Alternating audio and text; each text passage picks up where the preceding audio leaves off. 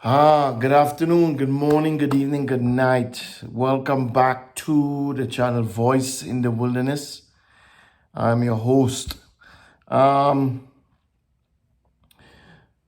Last week was an eventful teaching. Father knows best, the exoneration of Lot.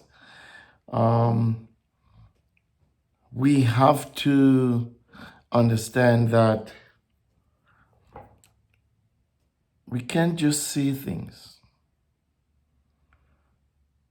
And not because we we have hindsight. We could ridicule and put people down for choices or decisions that they make, especially when we don't really look at the whole picture. We don't really think about the things we ought to think about. Not negating the fact that people do make terrible decisions, including you and including myself. And every time I talk, I am only reminded of my own flaws, of my own errors, of my own mistakes, of my own downfalls. I'm not Superman. I'm not, even Superman had some kind of flaws. If you follow the movie or the series or whatever. And that is not to say that when somebody do evil things or bad things or wicked things or make bad choices, they're supposed to be exonerated. We all have to be able to look ourselves in the mirror and say, am I justified in saying what I said? Is it justified? Am I justified? Is there any justice in saying what I'm saying? Remember, when the Pharisees and the Sadducees and the people in Yeshua's time, when they talked to him, one of the things he said to them is, you tithe your mint and your cumin. You give your best, but you neglect the weightier things of the law. What?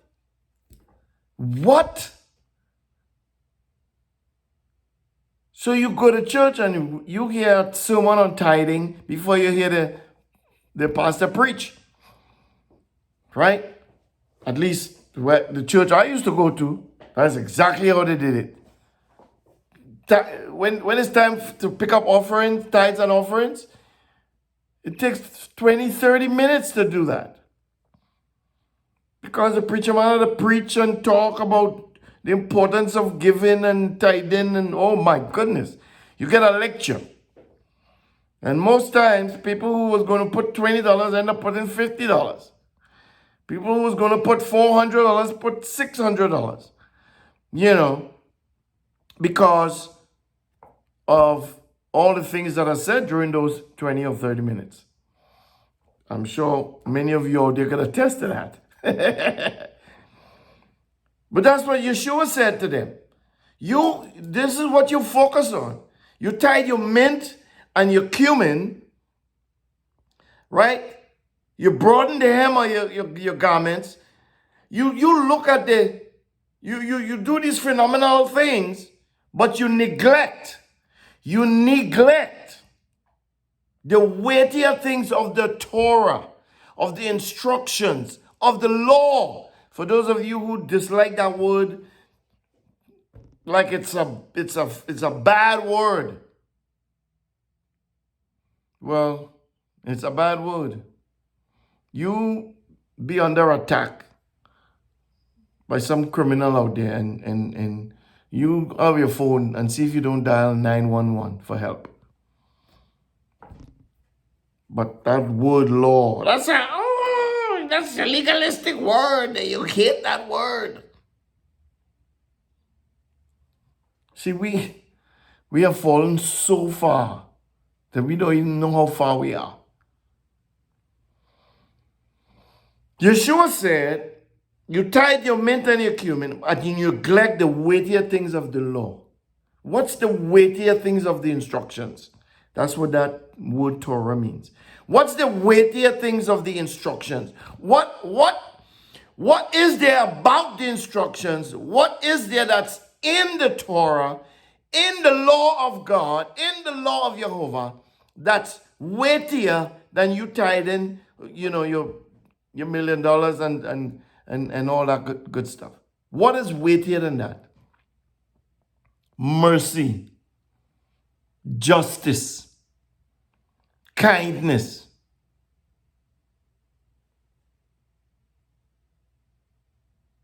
You neglect those things.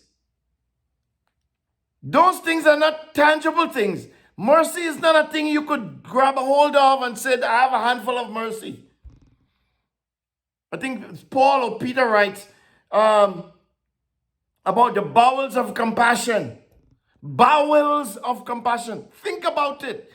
Look at the way these apostles and the master Yeshua, look at the things that they use, the descriptive means, the ways they used to describe the weightier things of the Torah, the weightier things of the law.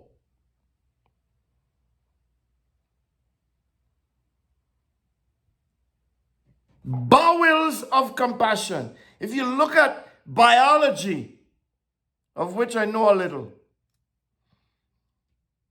as far as I understand, the human bowel and the length of an adult human's bowel is almost 21 to 22 feet. That's three times your height. For some people, it's more than 3 times because some people are really short. Think about it. You have so much capacity for compassion. And the admonition is don't block that capacity. Don't get constipated by having by blocking up your channels for compassion. Leave the bowel, the 20 feet, 21, 22 feet capacity. Fill it up with compassion. The title of the message, the title of the series is Father Knows Best.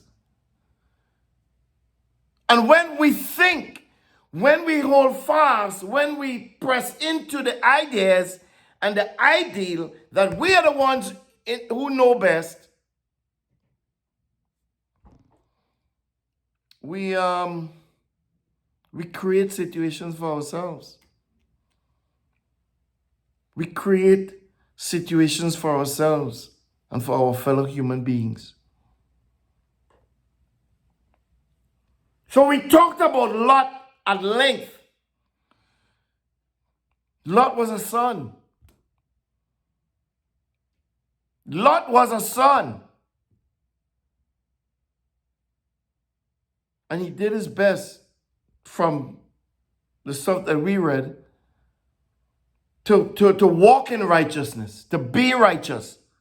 Peter said that the people of Sodom and Gomorrah vexed his righteous soul by their lifestyle. Yes, he lived there by choice, but he had a family to raise. He had people to take care of. So he lived where he lived. That doesn't make him unrighteous. That doesn't make him a Sodomite or a Gomorrahite. I just made that up. Not the Sodomite part, because we all know that. But the Gomorrahite part, that one, I just made that up. I don't even know if that's even my word, so forgive me. But he did. He did his best. And Peter was the one who, as we read last week, revealed to us that it was Lot who was the one who bombarded heaven.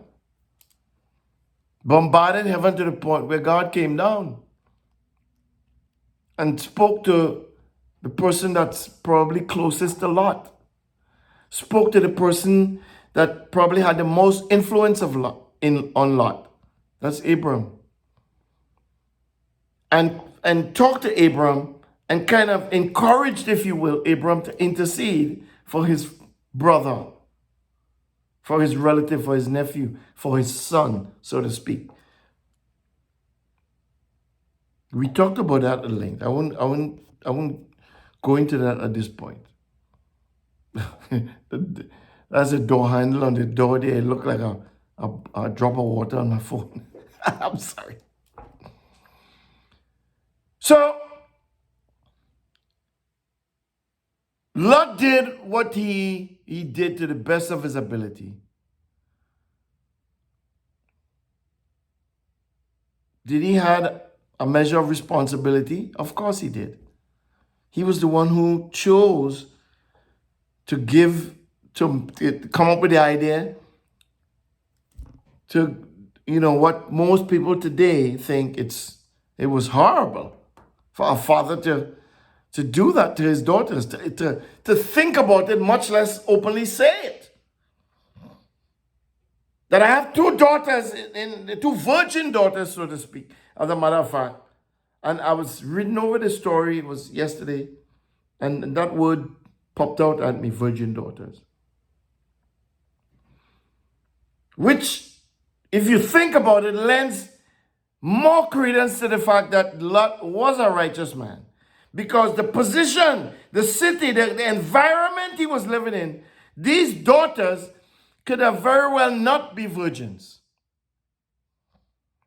Because they were betrothed, they were engaged to two men of the city, whom I would also attribute a level of righteousness to. Because of the fact, hear me out. And so for those of you who are now joining, for those of you who don't know, then this is just my opening statement. We're going to move on from Lot. We're going to move on from this. But we're still dealing with this idea, with this piece of truth that Father, our Heavenly Father, Jehovah, His Son, Yeshua, any father out there, and I'm including mother in that space, any father and mother, we are supposed to know these things. We are supposed to know some things. We are supposed to be the one leading the charge for our children, leading the pathway for them. We are the ones leading the charge for society. Look at the world out there. Look at what we're living in. Chances are it's fathers and mothers who are running the world. And I say that sarcastically. Chances are. More likely than not, the leaders of this world, the US, England, Germany, Israel, whatever world you're living in, the leaders of this world most likely are fathers and mothers.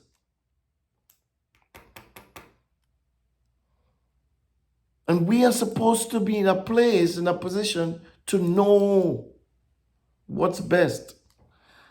But if we oust God, if we kick God out, if we edge God out, as my old bishop used to say, that acronym is from the word ego, edge God out. We are so egotistical and prideful, this human race that we belong to. And I include me and you. I am included every single human being. What did John say? If you say you have no sin, you lie. You're a liar. You stand up and preach with this attitude that you have no sin. You're a liar.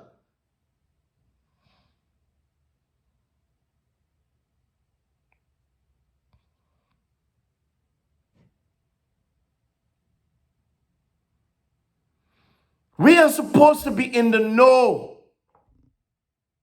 Because we are fathers and mothers. Why? Because our Father knows best. And if we are in tune with him, we would know. And today we're going to look at things. We're going to look at some things.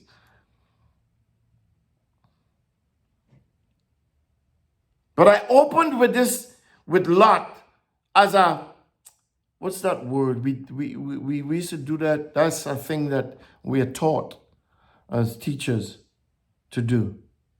To look forward at the end of this lesson, look into what we're going to talk about next week. And at the beginning of the lesson, we go back a little bit and bring up some of the stuff that we discussed in the past lesson.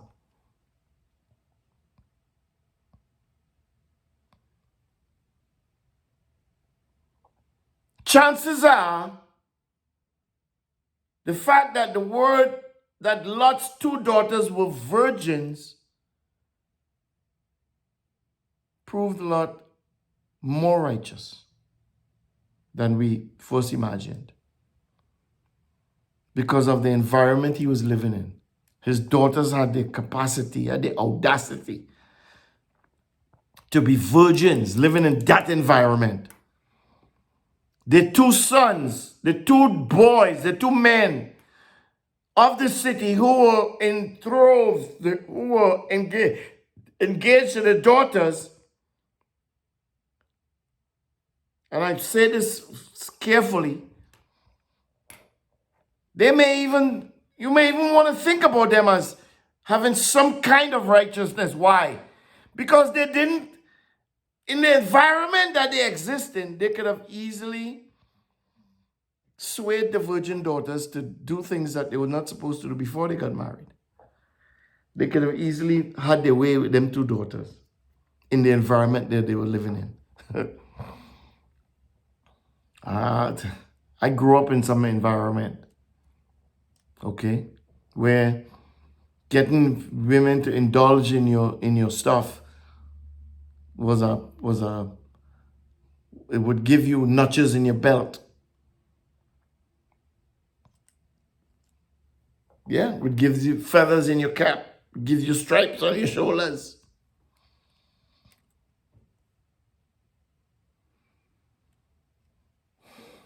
So we are going to move on from Lot, but I just wanted to reiterate that. Yes, he have some responsibility, as we all do. Are you fulfilling your responsibility to the best of your ability? Are you gung-ho? Are you full of zeal and zest and vitality to do your due diligence? Is it in your heart to forge ahead in this life, to do right, to live right, to act right, to be righteous? Is that in your heart at all?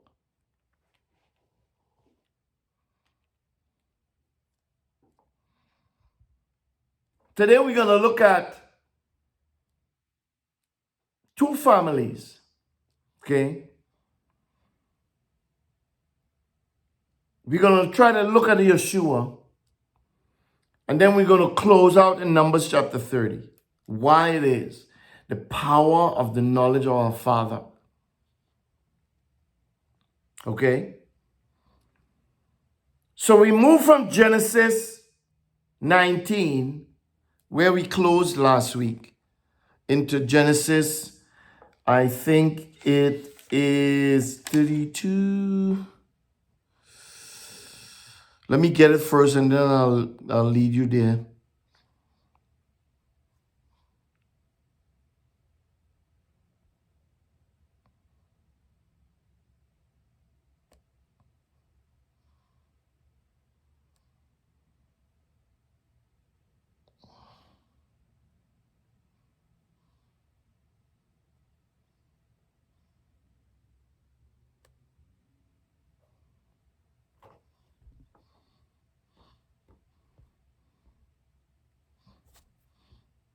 Hold your horses. Genesis 25. Give you a second. We're going to look at Genesis 25 and look at Judges 13. Okay, we're gonna go between those two verses, those two chapters. So follow along. Stick your finger in one place or put a marker, a bookmark, a page, an extra sheet of paper or something in that spot. Genesis 25 and Judges 13.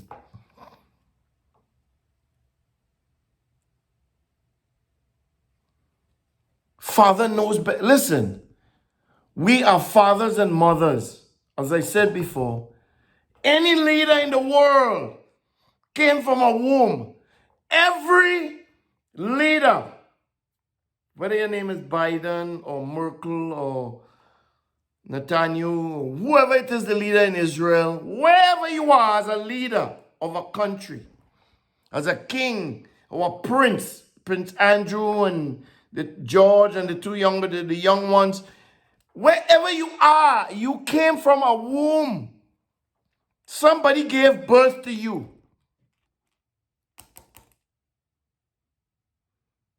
Whoever it is gave birth to you, whoever it is responsible for you being in the earth, ought to know how to direct you and how to talk to you, to give you direction that you may go. Train up a child in the way that he should go, and when he's old, he will not depart from it. And in these two stories, we're going to see contrasting and conflicting things. We're going to see two contrasting ways of how people behave, of how parents look at things. In the first instance is an integral and important parent. And when I say parent, I'm talking about father and mother. Genesis 25, we're going to talk about Isaac and Rebekah. We talk about Abraham and Lot. And we saw that relationship. We saw that dynamic. Right? We're going to look at Isaac and Rebekah. Genesis 25. We're going to start at verse 19. This is the history of the generations of Isaac, Abram's son. You remember, God chose Abram because he knew that Abram would raise up his household, would raise up his sons and his daughters in the way of Jehovah, in the way of righteousness and justice and holiness and peace and integrity and truth. All those things are part of righteous behavior, righteous mentalities. Here's Abram's son, Isaac. Isaac was 40 years old in verse 20 when he took Rebekah, the daughter of Bethuel, the Syrian of Padan Aram, the sister of Laban, the Syrian, to be his wife. Listen, fathers, listen, mothers, listen. These are things that you have to understand so that you could teach your sons and daughters. Isaac entreated Jehovah for his wife because she was barren. Right? My next teaching, my next series is a series titled, Are you living in the exception or in the rule? We were created to live in the rule. Many of us choose to live in the exception. That's a different topic for a different day. How did Isaac know his wife was barren? Well, maybe they were trying to have kids. And for some reason, they couldn't. So it's obvious to both parties, I would think, something ain't right if you're all trying to have babies. Remember, the command in 1:26, 27, 28 is to be fruitful and multiply. That's the rule. Okay? Oh, we're going to go into that. That's the rule. So let me ask you the question now. Are you living in the rule or are you living in the exception? Think about that for a minute. He was 40 years old, and in being 40, took Rebecca, got married, and they were trying to have kids, which is what married people do. It's part of being married. Yes, it's part of life. It's part of being married. It's part of raising a family. That's the command. That's the instruction. That's the rule.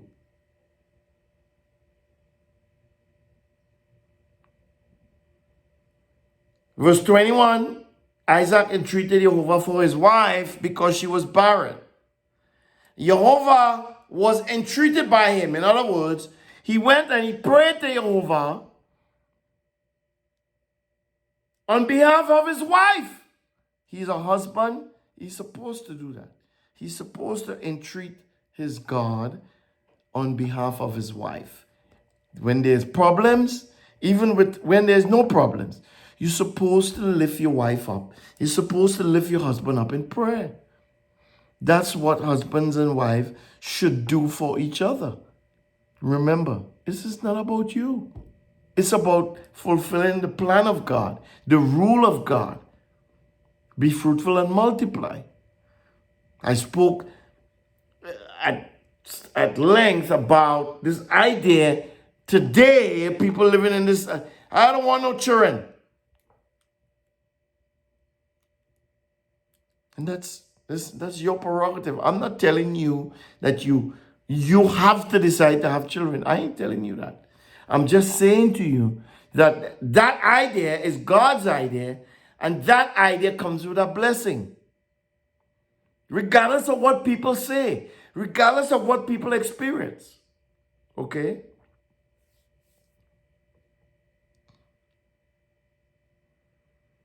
Jehovah was entreated by him, and Rebekah, his wife, conceived. See? He went to God on behalf of his wife, and God heard his prayer, and God answered his prayer. Verse 22. And the children struggled together within her. So she became pregnant. She knew she was barren. He knew she was barren. They both knew she was barren. So this idea that she became pregnant obviously is a miraculous idea. It's a miracle. What? So miracles do happen today, yesterday, tomorrow. They will. You can't stop it, and you can say what you want. They happen. All right.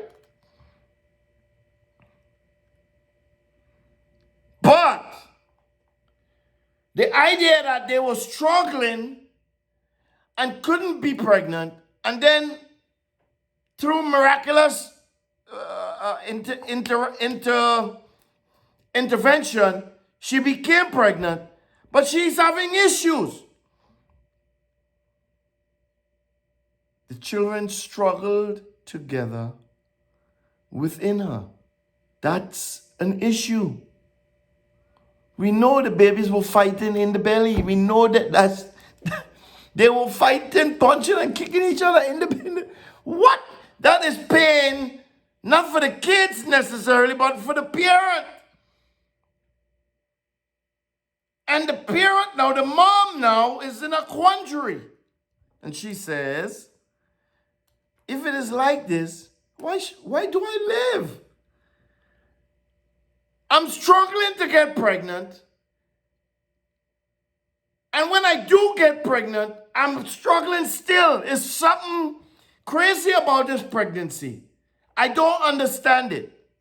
So what do? I go inquire from the one who made the whole thing happen in the first place. See, we believe as human beings, we believe life is in our hands. And that's hence the reason why we see this idea that we try to do all these phenomenal things. Think about it.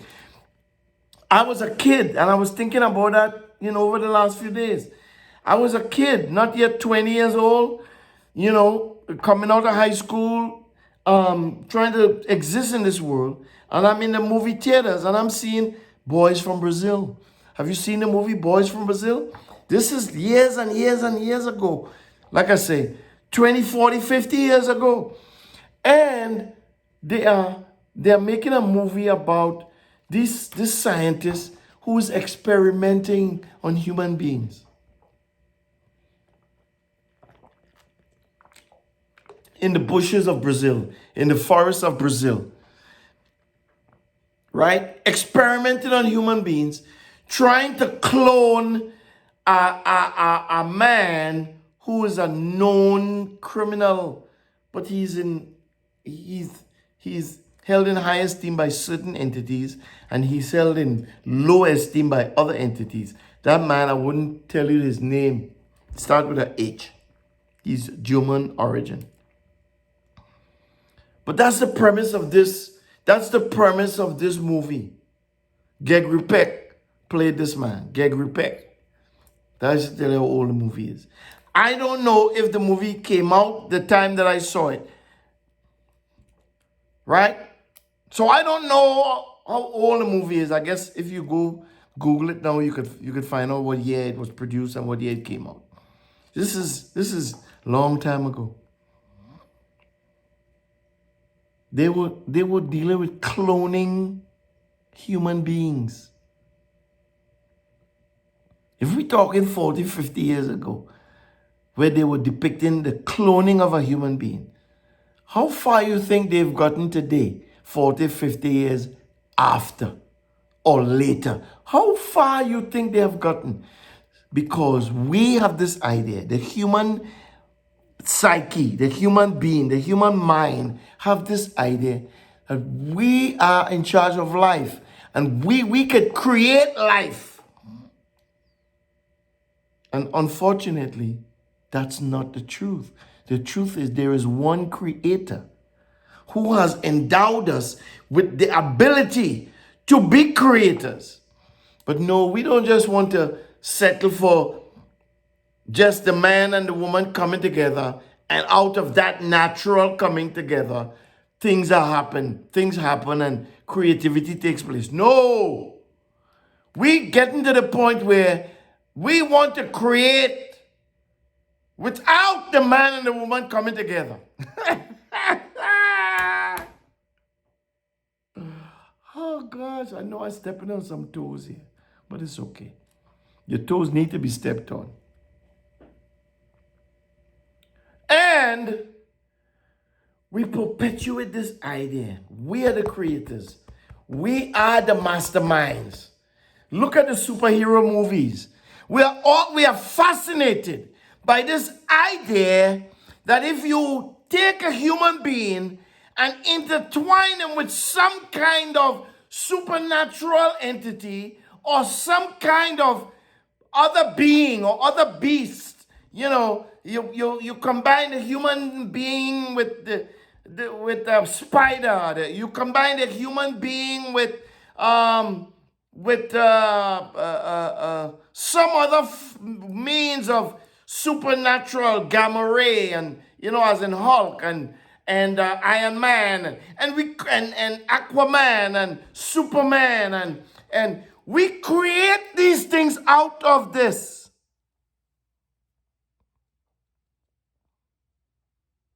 Because we are tormented, if you will, by the idea that we are the superior beings. We are the creators. So we want to create everything that we think we can create, including our own selves.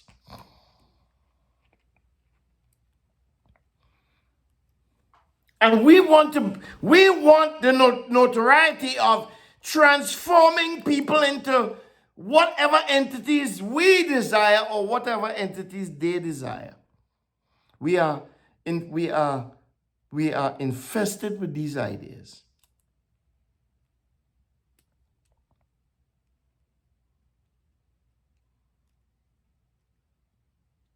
This ministry The handwriting of Jehovah is a ministry that's dedicated to the upliftment of Jehovah by studying his handwriting, by looking at his word, by reading his word, by thinking and embodying this word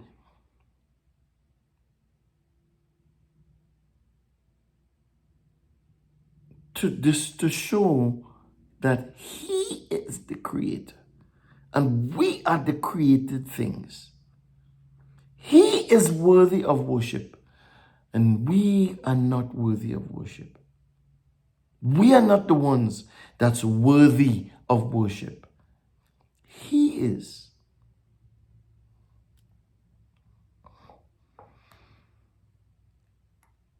We're looking at this idea that this husband and wife have been married and cannot have a child. And the husband goes and intercedes, and God answers, and the wife becomes pregnant. And upon becoming pregnant, she found herself in another dilemma. She is having pains, pregnant problems, pregnancy issues, because the two boys, the two kids fighting in her stomach, in her belly, they fighting.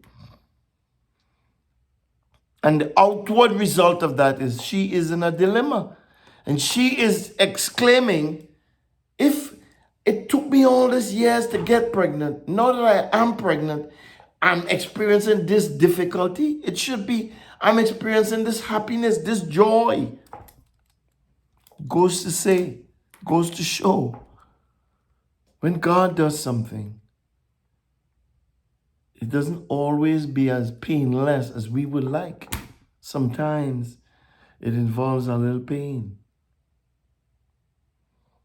But we have to know, we have to understand. And this was her cry. See, she had the right idea. If I'm supposed to be pregnant, why am I pregnant in this capacity, like this, after this manner?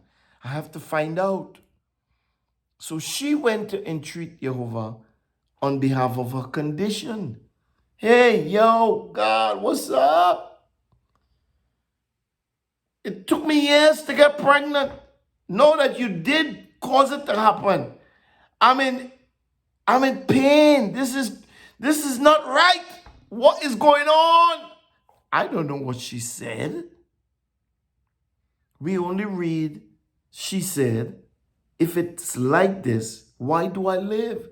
The pain was so exorbitant that she just wanted to die.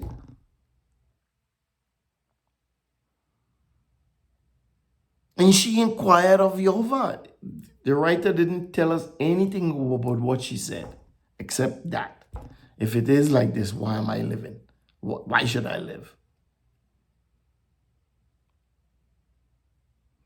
And Jehovah said to her, listen, they couldn't get pregnant. They are a father and a mother.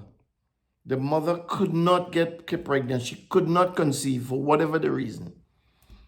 Right? And you have to understand the mindset of the day and time was, one, it was important to have offspring. Right?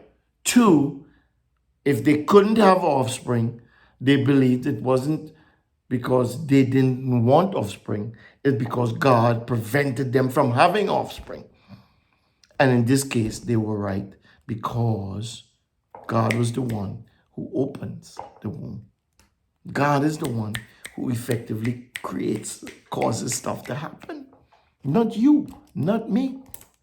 But we have to get ourselves in a position to know, to find out, to inquire, to entreat.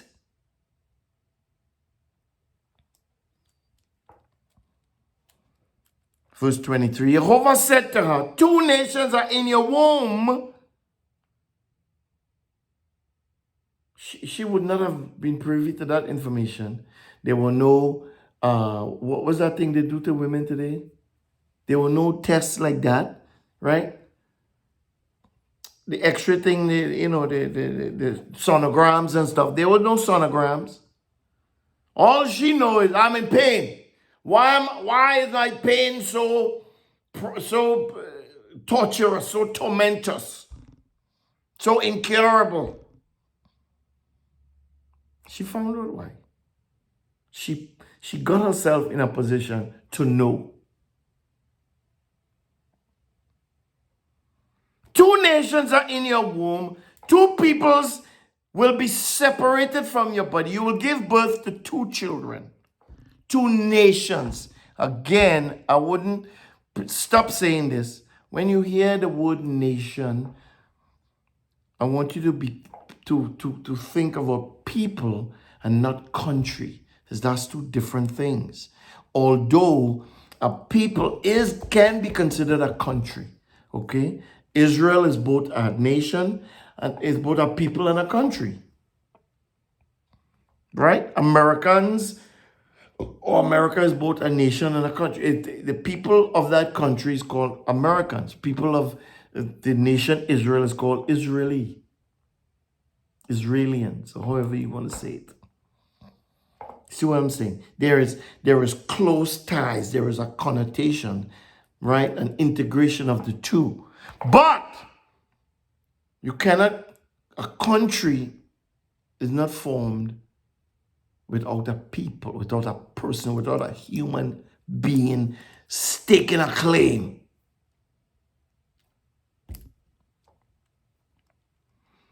Two nations are in your womb. Two peoples will be separated from your body. The one will be stronger than the other, and the elder would serve the younger. He is telling her that she is in a quandary with regards to this pregnancy pain that is so bad she don't want to live.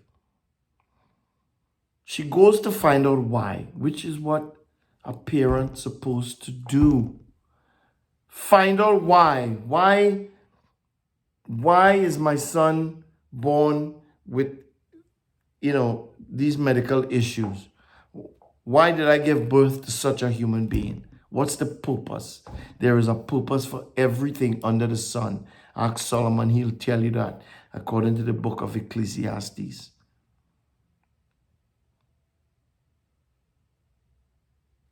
We as parents, we are supposed to be in the know. And if we don't know, we are supposed to go find out. Who better to go find out from than the Creator himself? A doctor may or may not be able to tell you why. Today, we go to scientists, we go to doctors. And there's nothing wrong with going to a doctor. But don't go to a doctor in the absence of going to the Creator.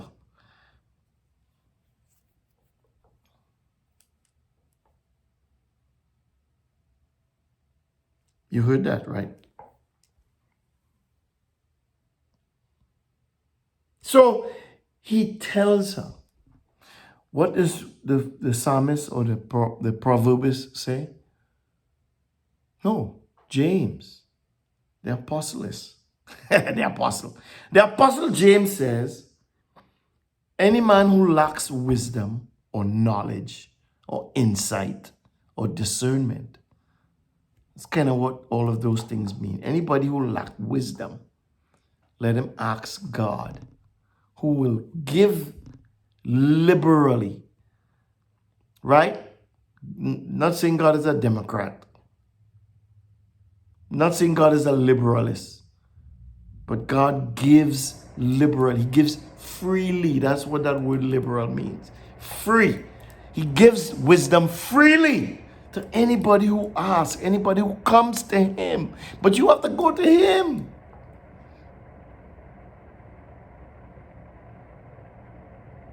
He may tell somebody else to tell you, But he is the source of the knowledge, source of the wisdom.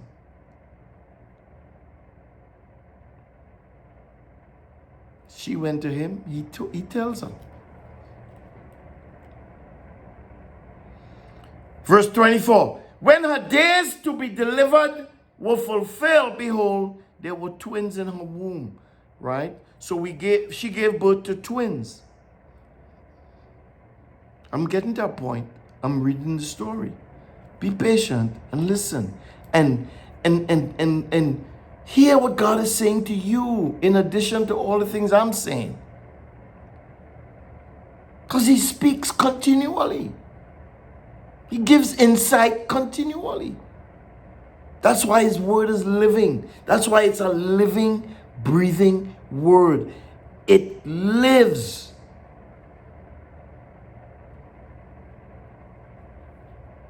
The first came out red all over, 21st, 25, like a hairy garment. They named him Esau. After that, his brother came out, and his hand had hold of Esau's heel. He was named Jacob. Isaac was 60 years old when she bore them. So they got married when he was 40. Took them 20 years. Listen to what I'm saying. Listen to what the writer is saying. Listen to what the word is saying. All of this that we just read was in a span of 20 years. So over a period of time, they were trying to become pregnant. She kept failing. There was an issue. The husband went, he entreated God. God heard him. The issue was taken care of. She got pregnant. As the children grew, as the pregnancy became, as the children grew in her womb, she ran into issues. She went to find out. We don't know at what time, at what phase of the pregnancy. We know most pregnancies last 9 months. So obviously, the idea of the pain and the uncomfortability of a pregnancy, the exclamation she made, if it is like this, why do I live, happened when she got pregnant after that, within the 9-month period. We don't know if it was in the beginning, the middle, or close to the end. We have no idea. But she found out. She herself went to God, which is what we have to do. In times of good and in times of bad. He is the source of everything. We have to go to him. She finds out. After she finds out, she gives birth. What is missing? Something is missing that I want to point out. Because up to now, they're doing the things that parents are supposed to do. They're supposed to want to be in the know. They're supposed to know. They're supposed to have this internal knowledge about not just what's going on in the world, but what's going on in their specific situation. They're supposed to know. And they took steps to find out. They took steps to correct and find out what's going on. Correct from his perspective. Find out what's going on from her perspective. And all through that we read, up to the point where she delivered the 2 babies, the twins. What did we not hear? Let's go to Judges 13. We'll get there. There is a way that seems right unto man, but the end thereof is death. There is a way that seems right. I want us to read this story, and then we will hinge it with that, what should have happened between Rebecca and Isaac. What didn't happen? That question will be answered when we read this story, and we will make that hinge right there between the 2 stories. Listen. Are we there? Judges 13. And the children of Israel again did that which was evil in Jehovah's sight, and Jehovah delivered them into the hand of the Philistine for 40 years. Quick little bit of information. See what happened? The children of Israel did evil, and who delivered them into the hand of the Philistine? Jehovah. Not the devil, not the Satan. He became the adversary. Jehovah became their adversary because they chose to do evil. He said, oh, that's how you roll? I'm going to show you. I'm going to show you. And as I was telling my good friend Claude, as we were talking on the phone last week, when God does things, it's not to be evil, but it's to create a change. It's to let you know, hey, you're not in charge. You can't do what you want to do, but I'm going to show you by making it worse, so that hopefully you would think about what you did. You would think about what you did and perhaps change your mind. See, God is not forcing you to do nothing. God is not forcing you to worship Him. God is not forcing you to be righteous. God is not forcing you to do anything. Ultimately, the decision and the choice is yours. It's called free will. The thing about free will is this. Bottom line, you have no way out in the end. When you choose and you choose and you choose not to do what He suggests, that is the way to death.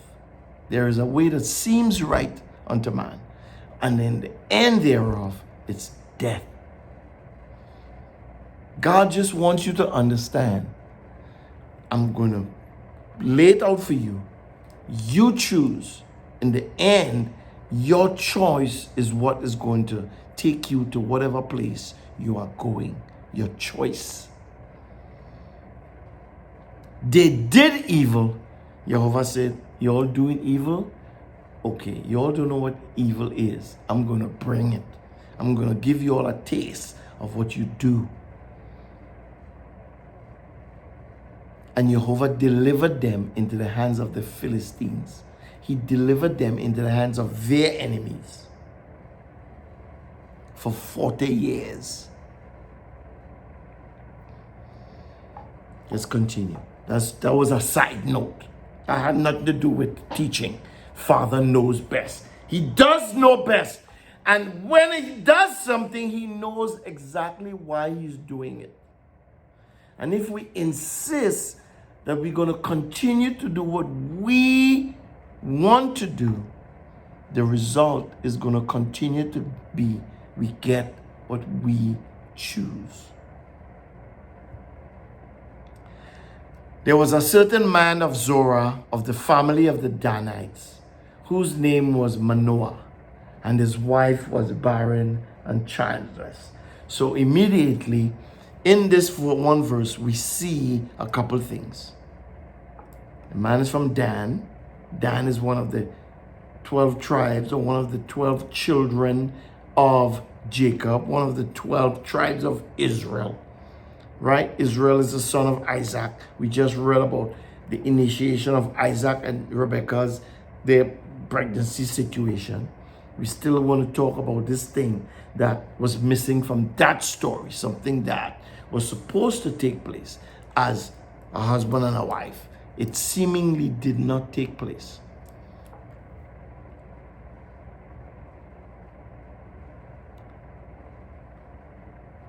But this man who was married, his wife was also barren. His wife was also childless.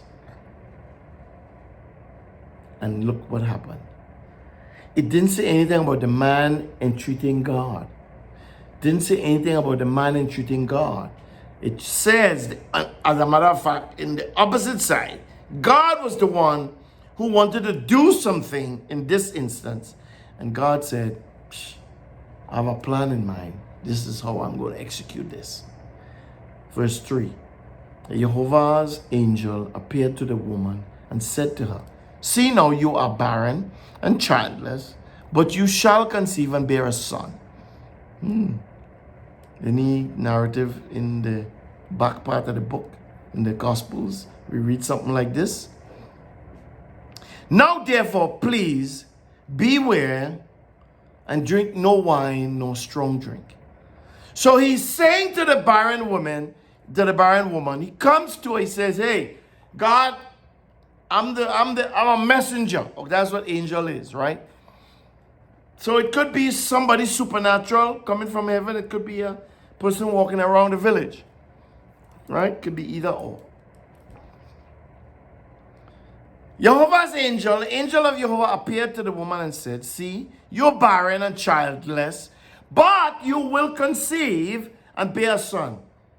Here are the instructions that you have to listen to, what you have to follow. There's some things, right? There's some things you have to do. Why? Because parents are supposed to know. Fathers, and I include mothers, supposed to know what they're supposed to do. They're supposed to know. Now therefore, beware, please beware, and drink no wine, no strong drink. Do not eat any unclean thing. Wait a second. We're not in Leviticus, we in Judges. But Judges is after Leviticus. Okay. Instruction is instruction. It doesn't matter when it comes. When you get an instruction, it doesn't mean that the instruction wasn't there all the time. Because God was there all the time.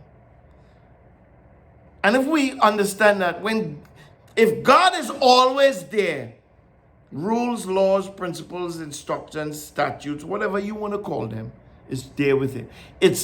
So law has always been part of life because God has always been around. Just leave that there.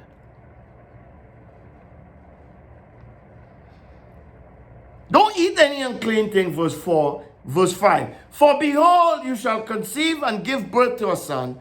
No razor shall come on his head, for the child shall be a Nazarite to God from the womb. He shall begin to save Israel out of the hand of the Philistines. Now, this is not part of the teaching, but it is part of the teaching because we read it, right? Father knows best. The tale of two families. In the first family, Isaac and Rebekah is trying to have a child, and they can't. They realize Rebekah is barren. So he goes and intercedes. She becomes pregnant. When she becomes pregnant, she ran into difficulty. She goes to find out what is going on. It's what's supposed to happen. You're supposed to do these things. On the other side, Israel is playing the fool. They're acting the fool. They pursued evil. God said, okay, I'm going to turn up the heat on you all behind. I'm going to show you all what evil is. He turned them over to the enemies. The enemies started to tear loose at them. Then he decides, okay, 40 years is about over. I'm getting ready to deliver them. So they don't know that, however, but God is working in between. And on the other side of the 40 years punishment, God is raising up a deliverer. The word he shall begin to save. The word to save is Yeshua.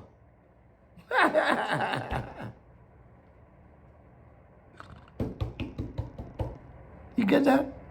Did you get that? He shall save his people in the Gospels, and he shall save his people. Here is a Yeshua, the son of Manoah and his wife of the Danites. Here is a Yeshua. He shall begin to save Israel out of the hand of the Philistines. The same Philistines that God put the children of Israel. Remember, who's the orchestrator here? Father. He knows best. So he begins this process. He chooses this barren woman. So we see how the two stories intertwine with each other in certain ways. If the children of Israel are delivered into the hands of the Philistines for 40 years, we don't know at what point in time during the 40 years that this process begins. We don't know if it's the beginning, if it's the middle, or if it's coming to the end. But somehow we're in that phase. God has decided, I'm going to deliver them. He makes that choice. He calls Manoah and his wife, sends his messenger, delivers his message, leaves his instructions. Let's read verse 6. Then the woman came and told her husband. Let's stop right here. When we read the story in Genesis 25. When we read the story in Genesis 25, we see no indication that there's communication between the husband and the wife and the husband. They were trying to have a child. They couldn't have a child. The husband understood something is wrong. I'm going to intercede. He does what he's supposed to do. He intercedes. The wife becomes pregnant. There is a difficulty in the pregnancy. She recognizes something isn't right. She goes to intercede. What is going on? She gets the information. And the question is asked, what in this story is missing in that story, and what in that story is missing in this story?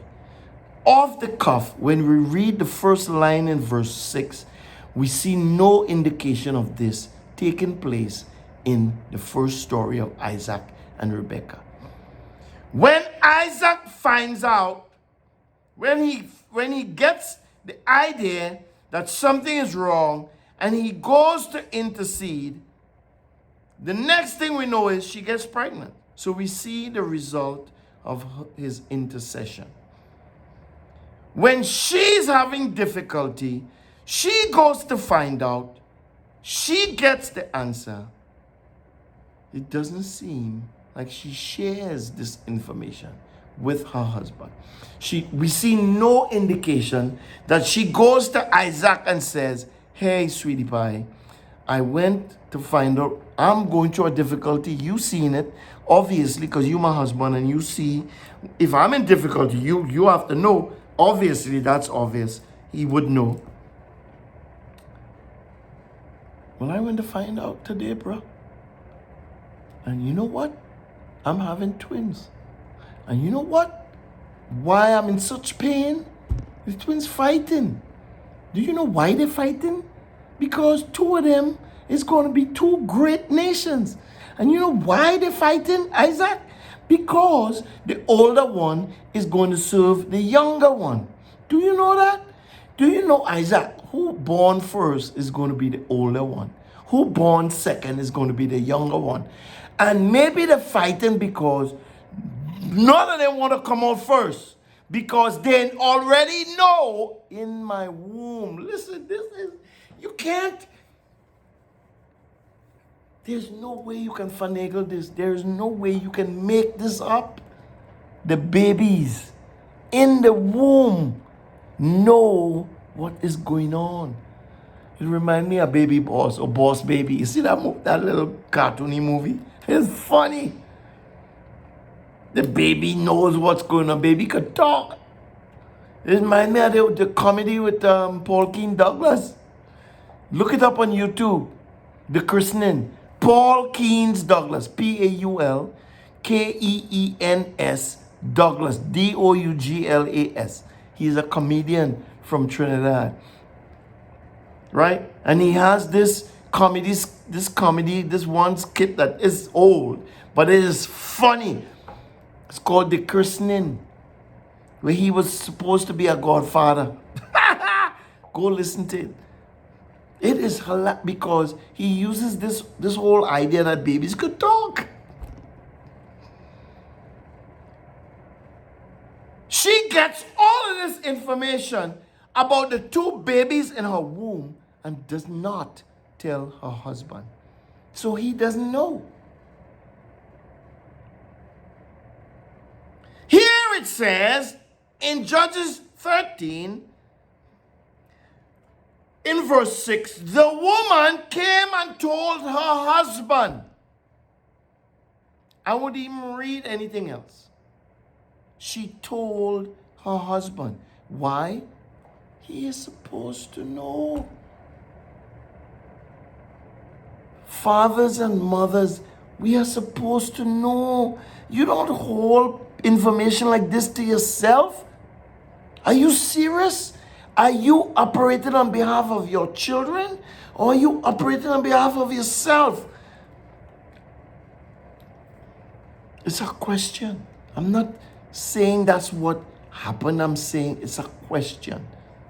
Why are you operating the way you operate? You're not telling your husband? He is supposed to know that.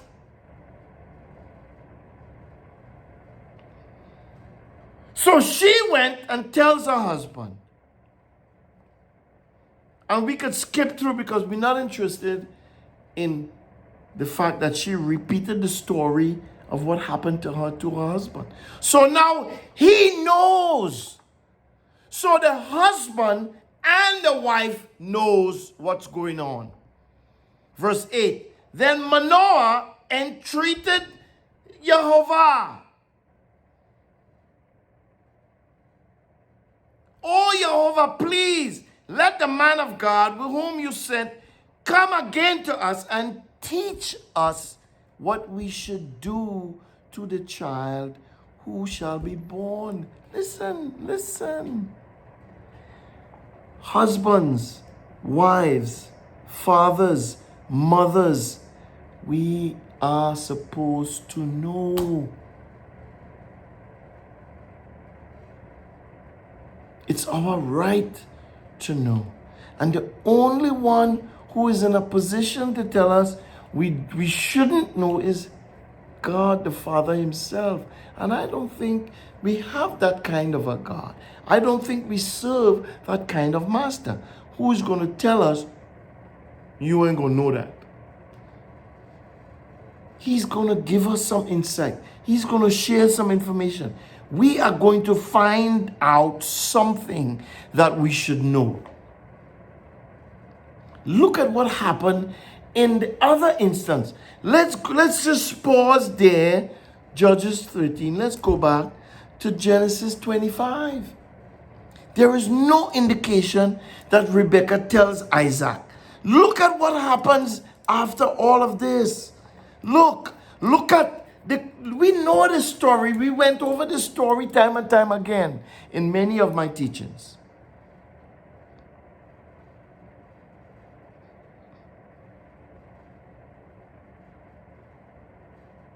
Maybe if she had told Jacob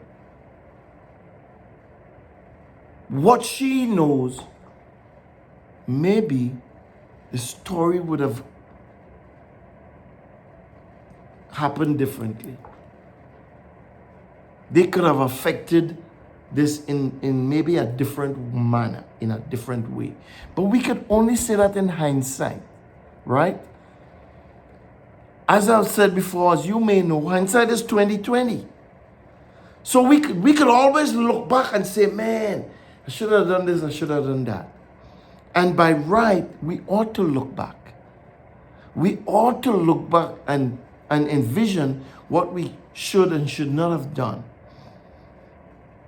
Look back not to ridicule, look back not to bring down, look back so that when we look forward, we could have a better insight into what we ought to do.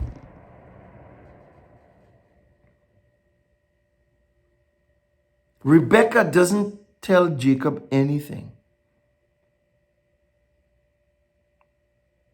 And we know Esau was born first because he came out first. We know Jacob was born second because he came out second. So Esau was the older because he was born first. And Jacob was the younger because he was born second. We know that. But Jacob doesn't know that the younger is going to be master over the older. Because generally, and it still probably exists today, the older son gets the right of the firstborn. He is born first. So the older son is more senior. You understand what I'm saying? He has more authority and because he is older. In this instance, God has prophesied and said, the older one is going to be a servant of the younger one. Jacob does not know that from the prophetic perspective.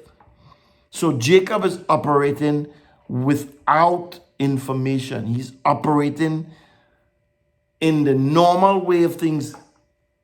Well, I know the firstborn is the firstborn. If he born first, he's supposed to get the blessing. Not realizing that God had spoken something contrary to what he thinks he knows.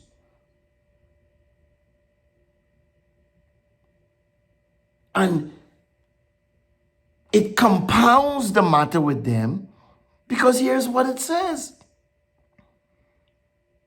Verse 28, back to Genesis 25. I said that. So we should have been there. Jacob loved Esau because of his venison. And Rebekah loved Jacob. Well, why are you loving Jacob, Rebekah? Are you supposed to love both children the same?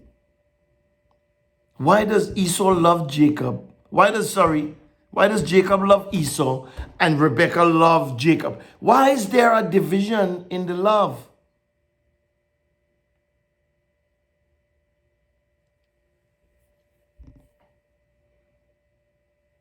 Jacob is the dad. His son is a skillful hunter. So his son just providing meal after meal after meal. The wife is an excellent cook, obviously. Maybe it's the wife, maybe it's Jake, maybe it's Esau himself who can throw down in the kitchen. Jacob is like, yo, you're the man. You could cook some food, bro. But Jacob loved Esau because of that. It just says Rebekah loved Isaac. Loved Jacob, sorry. It's Esau and Jacob. This is a confusing story. Not really. I'm being confused. We know why Isaac loved Esau. And we know why Rebekah loved Jacob. Because she knows some things. Isaac have no clue either. She'd never tell him anything. Why are you doing that? Wife and husband is supposed to be integral. They're supposed to be integrated. They are supposed to be one flesh. One flesh being, one mindset, one mentality, one plan, one governance, one ideology. That's what one single-mindedness is. Has nothing to do with how many people. That's the power of unity. Yeshua said, if you touch and agree, anything you ask, anything you pray for, if you agree, well, agreement is not something physical necessarily. It's intellectual, it's emotional, it's spiritual, right? It's ideological, it's ideas, it's beliefs. When you touch and agree that way, right? And you touch and agree physically as in husband and wife, that's when you become one flesh, not like one individual person, because we know two people can't be one person. That's impossible. One and one is two. But the two can become one every other way. Ideologically, believing, following, go on the same road, down the same path, doing the same things, believing the same things, seeing the same things, understanding the same things, going that route. That's how the two become one. She failed to tell her husband, Isaac.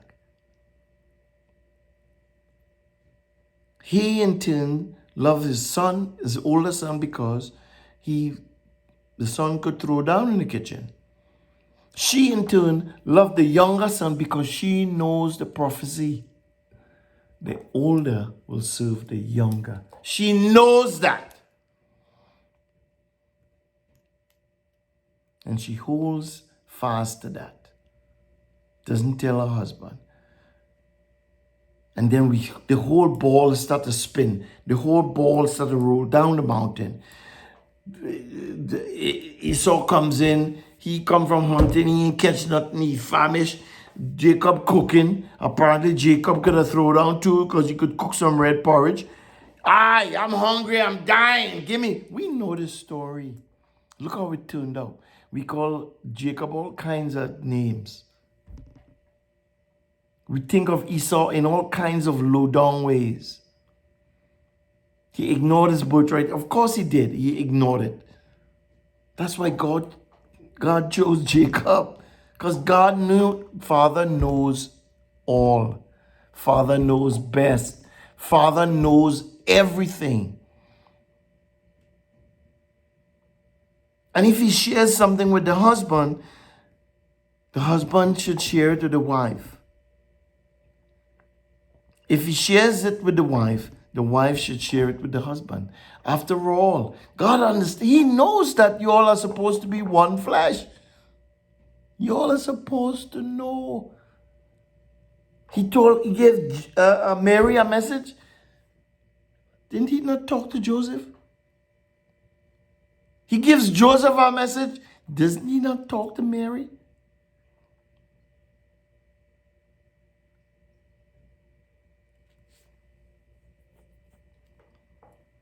Father knows best. We have to understand that as a parent, you should know. It doesn't matter what nobody else say. You should know. And if you and your wife could come together with that knowledge, knowing the same thing, going the same road, going down, believe everything is rolling down the hill together, who's going to stop that when it starts to snowball? What is going to stop it?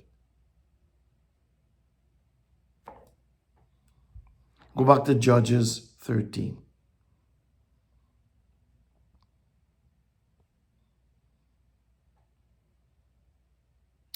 Can't find Judge. Oh, there it is. Judges 13. Right? She should have told him. He is a father. He is supposed to know. She kept it to herself. And we know the story. What did she do? In time of desperation, she said to him, listen, let's go trick your father. She is the trickster.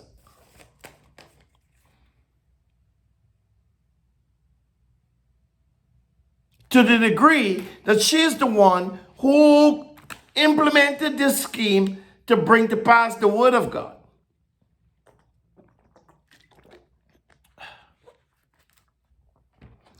God didn't need help. She did, and created turmoil on the extremities of the relationship, right? Maybe it would have happened in a different way, in a different manner. Maybe it would have happened in a more peaceable manner, because we know Jacob is being blamed. We blame Jacob up the wazoo about that. The man was listening to his mom, okay? Blame him all you want. Did he make a bad decision? Of course he did. But he obeyed his mom. His mom said, whatever happened, put it on me. I'm going to reap the repercussions. I'm going to accept the repercussions. And then turn around and we did that, right? We studied that at length. But go read the story. You see how the mom reneged on the whole thing in the end, as we always do. This is what we do. We push and probe and, we push the thing. And when the thing blow up in our face, then we sort of back out and be like, I didn't do that. It wasn't me. We just love to point the finger. As long as we could pull ourselves out of the mess, we point the finger and say it's the other people who created the mess in the first place.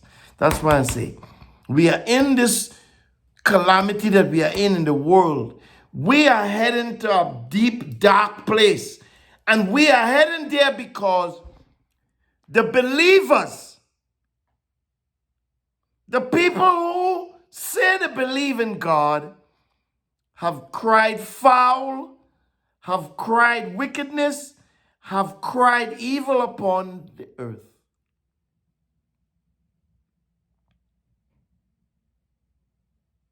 See? And God is simply doing what God always does. The children of Israel in Judges 13:1 did evil again in the sight of Jehovah. And what does Jehovah, how does he respond? Are you trying to be wicked? You have no idea what wickedness is. I'm going to show you what wickedness is. In the hope that you would see the foolishness, the stupidity of what you are doing and turn back. And every prophet and every apostle in the day and time have cried out to the people who are supposed to be living right to don't just say you're living right, but live right, do right, act right.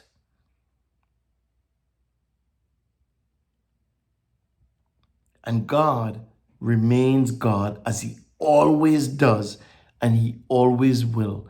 And me, you, and the rest of humanity, 8 point, how much ever billion of us on the face of this earth, can't change it, can't stop it, and it will happen regardless.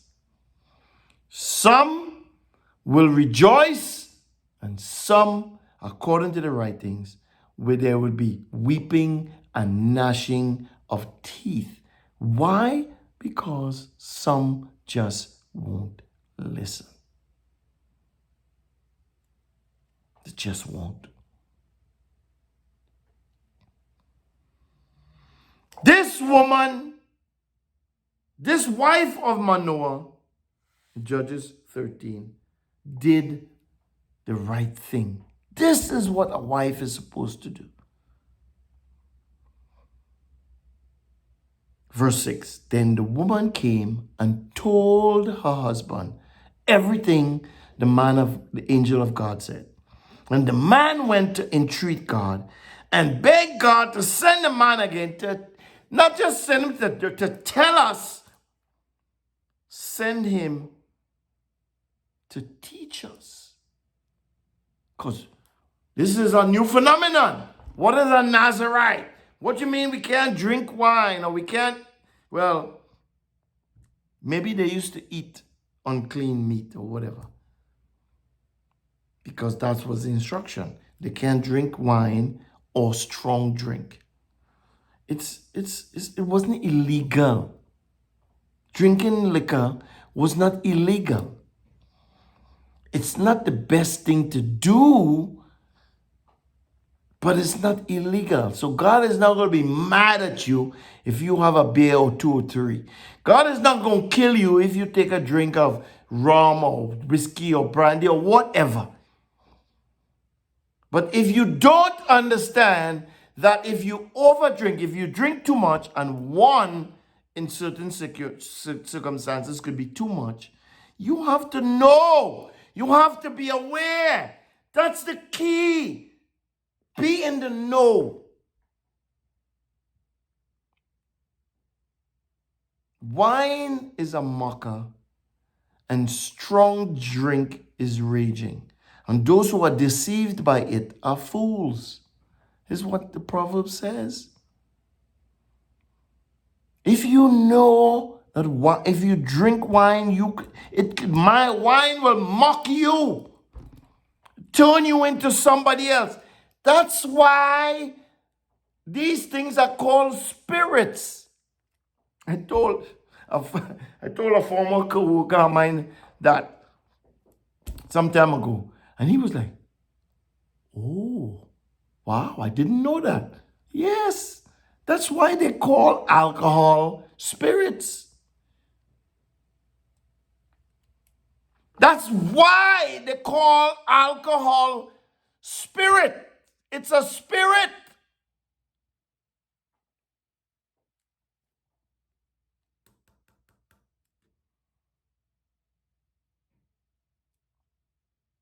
Verse 4, now therefore please beware and drink no wine or strong drink. Don't eat any unclean thing. You shall conceive and give birth to a son. No razor shall come upon his head. All these are things that they have to know.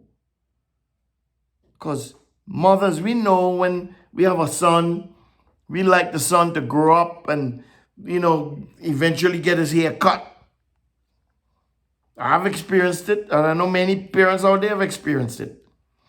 I know my ex, she didn't want to cut my younger son hair because his hair was long and curly. She didn't want to cut it. It was wild, and she refused to take him to the eye. Listen, we got to cut the boy hair. There comes a time when you got to do what you got to do. So eventually he got his hair cut. Well, now if you see him, he's 22, 23 years old. If you see him now, it's not cut. But he looks very handsome. I talked to him a couple of days ago. You should see. I was like, boy, why are you looking so handsome? You look clean, and he looks bright and shining. He looks awesome. And I told him, I said, something about you look different. Looks grown. Obviously, he's 22 years old. He'll be grown all right. Well, he'll be 23 in October. But no razor shall come on his head, for the child shall be a Nazarite to God from the womb. They probably don't even know what a Nazarite. What the world is a Nazarite? So all this information, she goes and tells her husband. He hears the information. He doesn't call her a liar, a cheat, a stealer, nothing. Oh, really? Okay, well, let me go. I'm going now to inquire about God. I'm the man of the house. I'm the husband. I'm supposed to know this stuff. Man, so God, listen.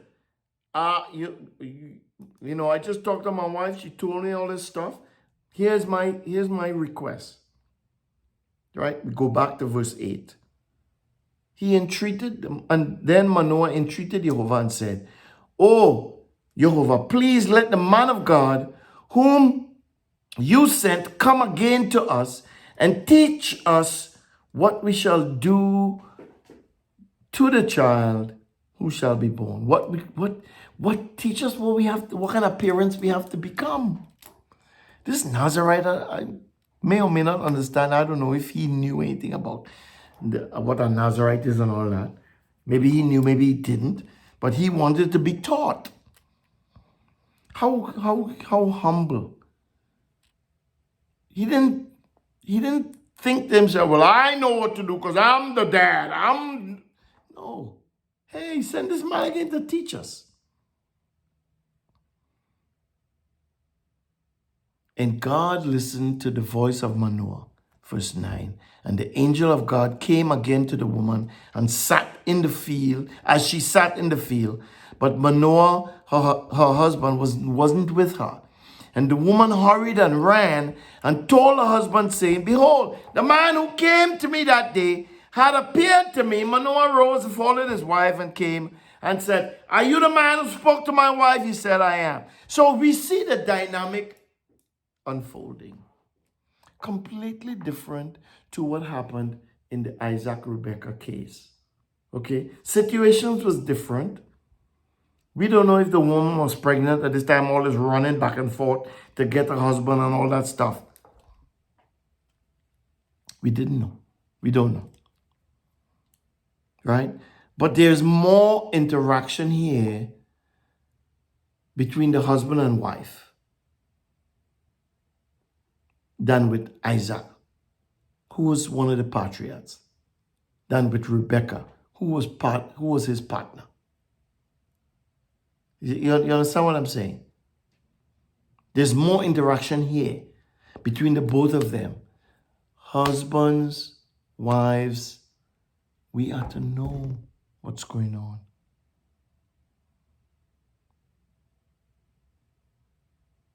Okay, I get it. You might be a parent on your own, a single mom or a single dad. You still have to know. You still have to know. Do you know? Do you even want to know?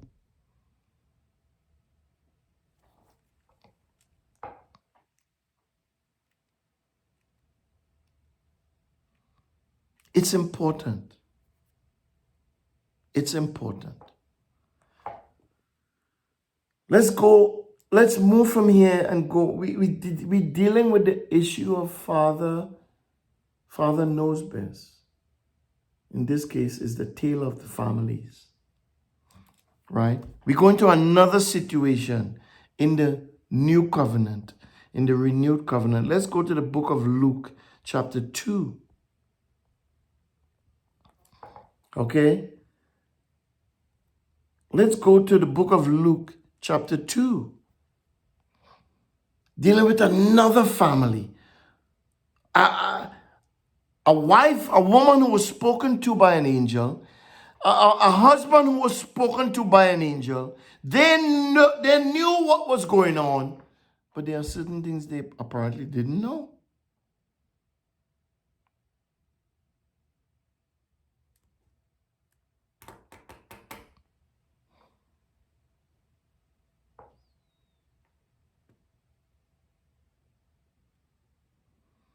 Are we there?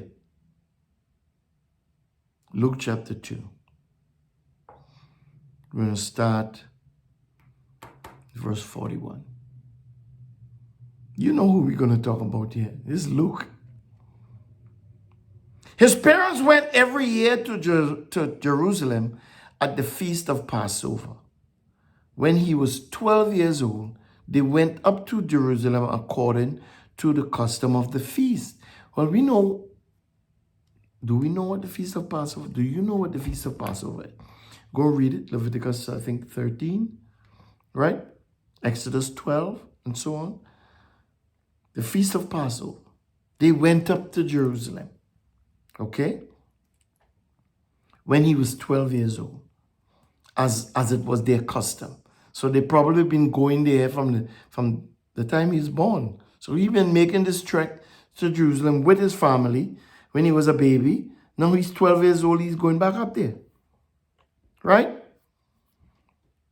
And when verse 43, and when they had fulfilled the days, Passover is one day, and then we consider the Feast of Unleavened Bread another 6 or 7 days, depending on how you look at it. So it's a period of 7 or 8 days, depending on how you look at it. when the days were fulfilled, they were going back home. The boy Yeshua. Remember, we saw that word in the Manoah case, Judges 13, when the angel told the woman, the wife, that she will conceive and bear a son, and the son shall begin to save Israel. It's the same. This is the same word. The boy Yeshua stayed behind in Jerusalem. Listen, they go to this feast. The feast is 7 or 8 days, right? They have a blast. They're leaving the feast. The feast is over. They're going back home. And the narrator is saying, the boy stayed. You would think at this point, the parents know he stayed. Right? You would think, what parent takes their child to a feast and then leaves the feast to go back home, not even realizing the child not with them? What is, just think about it. They did not know. We read verse 43 again. And when they had fulfilled the days, as they were returning, the boy Yeshua stayed behind in Jerusalem. Joseph and his mother didn't know it. But supposing him to be in the company, they went a day's journey, and they looked for him among their relatives and acquaintances. So they went to the Feast of Passover / Feast of Unleavened Bread. When all the festivities were over, they packed up the caravan. It's obvious, as we've read. They didn't go just Joseph and Mary and Yeshua and whoever brothers and sisters he had and left with that. They went as a village, if you will, as a little community, if you will. They all left in a caravan, went to Jerusalem, and packed up the caravan and headed back home. On the way home, after a day, they started to, well, where is he? Do you see him? No, I thought he was with you. Well, is he in the carriage? No, I don't. Is he on the donkey? Is he on the horse? Where is he? They walked all over the caravan. They asked their friends, their acquaintances, hey, you seen my son? You see? They couldn't find him. They decided they had to go back to Jerusalem. They had to, what? He's 12 years old. Is he? I don't know.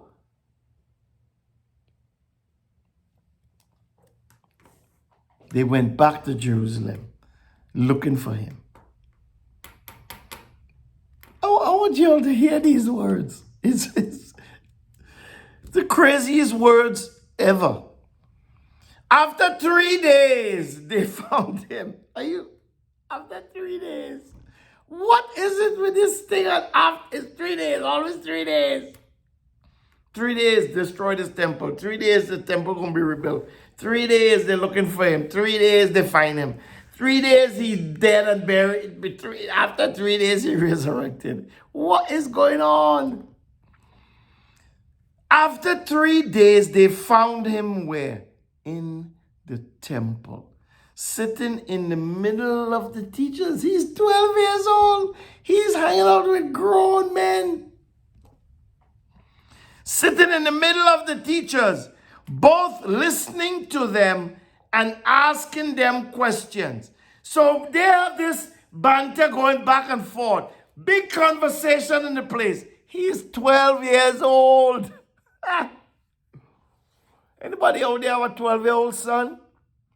I could see my older son, Joshua, I could see him doing something like this. This is what I could see him doing something like this. Because that boy, he have questions galore. He's not 12 years anymore, right? But I could see this, something like this happening to him because he was just like this. He would do something like this. Just be a stowaway from the family and just sit down and just be among the people, just having a conversation. 12 years old.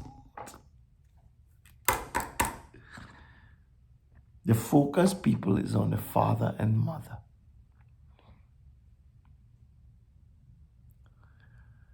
They are performing their duties without certain information. And they are supposed to be in the know. This is my advice. If you don't know, find out. Go find out. Go to God and ask. Go to God and pray. Pray until you get the answer. Because as a father, as a mother, you're supposed to know. God wants you to know. Why they didn't know, I don't know. We can't answer that question.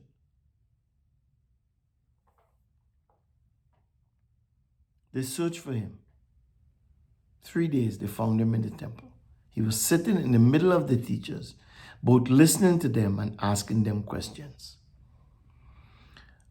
Verse 47, all who heard him were amazed at his understanding and his answers. And you would think, man, his parents are doing an awesome job teaching him. It's amazing. You know, people have a saying, if you want to know what parents are like, look at the children. That's true to an extent. That's the rule. It's not always applicable though, because a lot of times children are nothing like their parents. And both ends of the spectrum, on the good end and on the bad end. Some awesome parents have raised some bastards, some wicked children. And some wicked parents have raised some magnificent kids. Those are two ends of the spectrum. And in the middle, that's supposed to be the rule. The middle is where your parents are supposed to lead by example, walk by example, act by example, and the children are supposed to follow that example. Children are supposed to be like their parents because their parents are supposed to be like their parents. And their parents are supposed to be like their parents, on and on, rolling back the tape. And if you go all the way back to the first parents, the first human parents are supposed to be like their first parents, who's God. See? So God doesn't require you to make children after your kind. The rule is make children after his kind. That's the rule. If you don't understand that, you're missing it.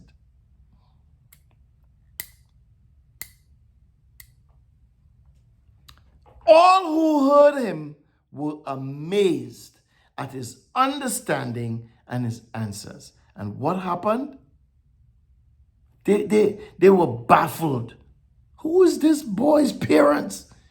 Where is his parents? I want to meet that father. That father, man, you're doing an awesome job. But remember one of the things we always talk about. You look at things through the eyes of the Father and also through the eyes of the Son. Okay? As a son yourself, you look through the eyes of a father.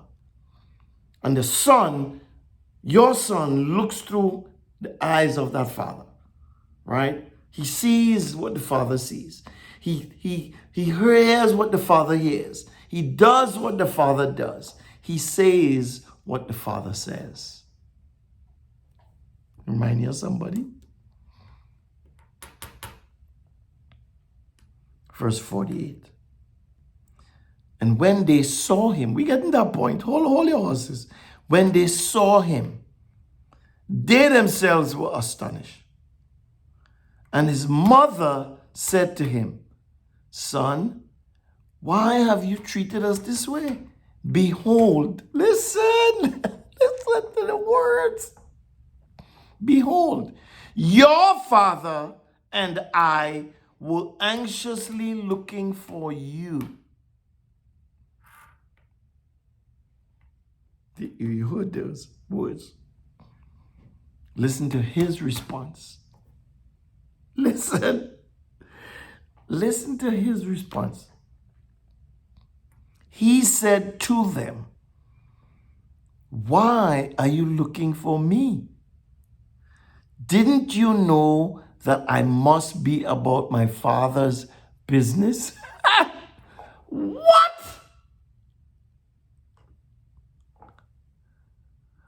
What kind of irony is this? Here is his father and his mother who lost their 12-year-old son. They couldn't find him, had no idea where he was. They look for him. They go back to Jerusalem. They spend 3 days looking for him.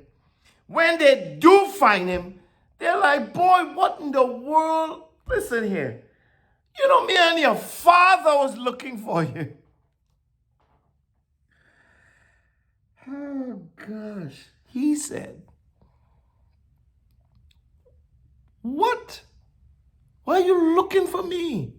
Mom and Dad, don't you know that I must be about my dad's business? Huh?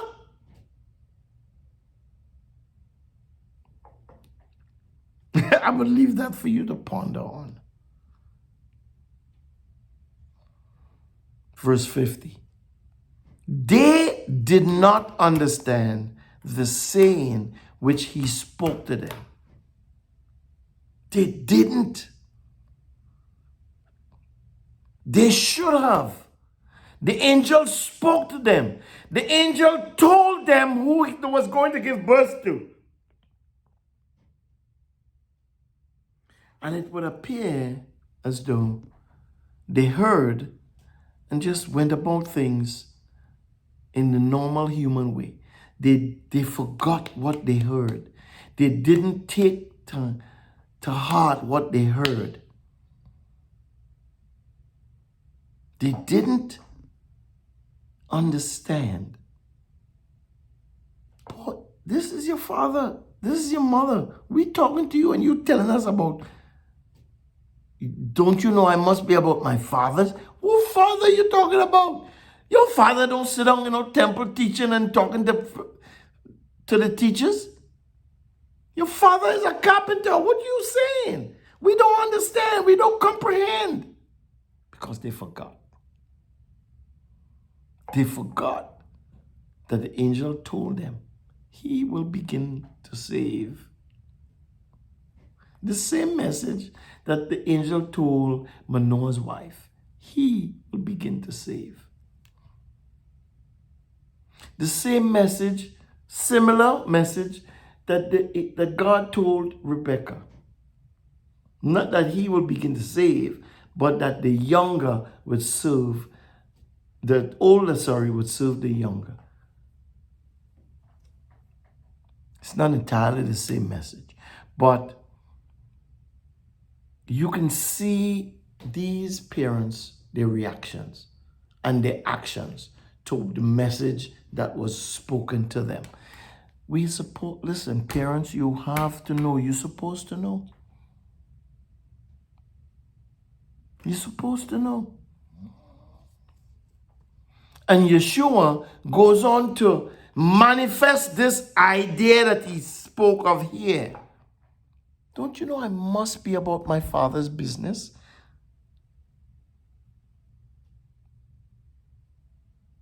He goes on to manifest that.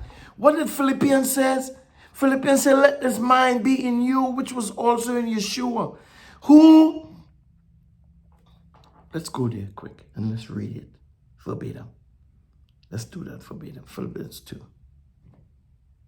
Philippians, what am I saying? Philippians 2:5. Let's go.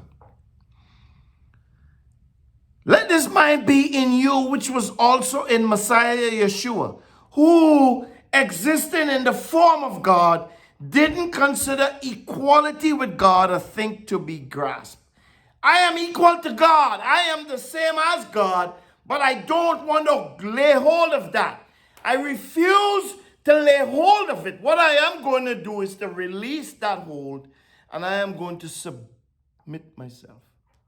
I am going to become subordinate to him, even though I know that I am equal to him. Because I am the Word, and the Word was with God, and the Word is God. You cannot separate the Word from God. You cannot separate God's Word from God. But in this case, the Word decided I will separate myself from God. I will humble myself and empty myself and take on the form of a servant, being made in the likeness of men. Verse 8, being found in human form, Philippians 2 and 8, he humbled himself even the more and became obedient. Don't you know I must be about my Father's business? I am here to show the world that I am going to be obedient to the word and the will of God the Father. And no man is going to stop me. This is my purpose. This is the reason why I came, to demonstrate perfect obedience in spite of the suffering that I will have to endure. Becoming obedient to the point of death. Yes, the death of the cross.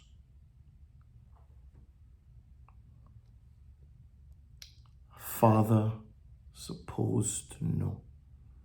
You have to know. You ought to know.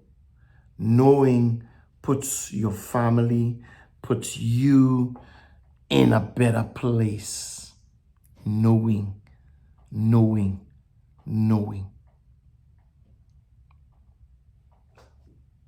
Numbers chapter 30. In closing, Numbers chapter 30. The power of knowing, the power of the Father.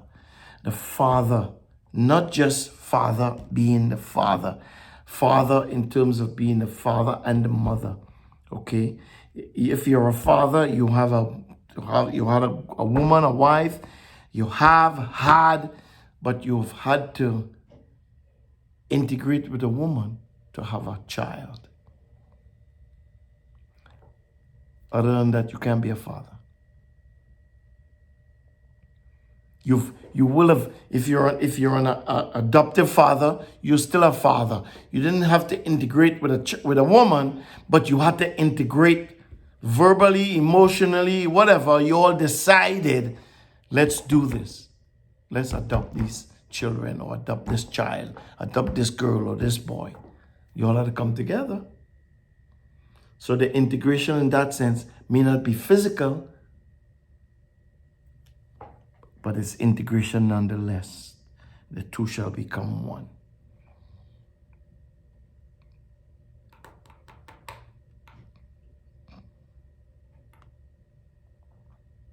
Numbers chapter 30, are you there?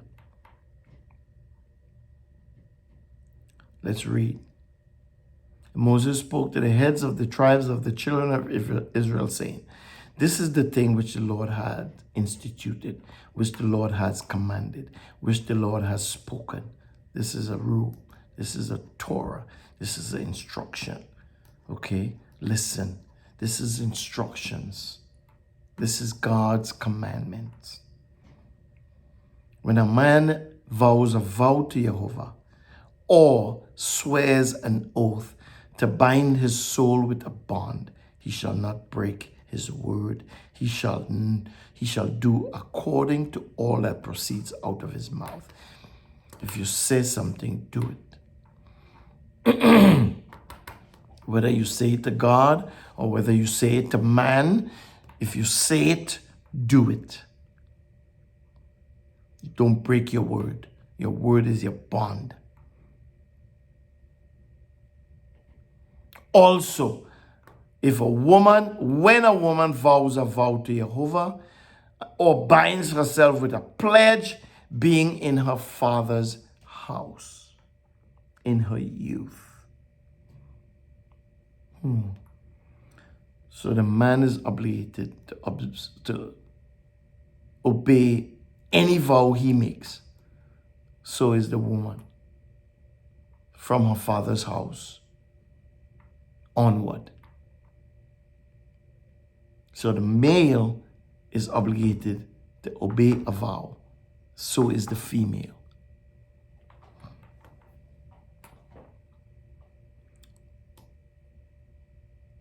So a woman makes a vow in her father's house in her youth, and her father hears her vow and her pledge, which she has bound her soul, and her father says nothing to her, then all her vows shall stand, and every pledge with which she has bound her soul shall stand. Seems fair. But if her father forbids her in the day that he hears, let's stop there. The power of knowing. I think that's what I'll title this last message. The power of knowing. See, Rebecca knew. Isaac knew God, so he went to God on behalf of his wife because she was barren. His wife became pregnant, and she knew she was in trouble because of her condition. These kicks and punches that these kids were throwing at each other in the womb was causing her severe pain. It'll cause you severe pain too if them kids were in your womb, speaking to you women out there.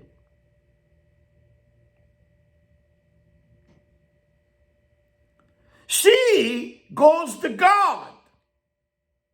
And God gives her the scoop. She is in the know. So she becomes knowledgeable about her situation. In that instance, apparently she didn't share that with her husband.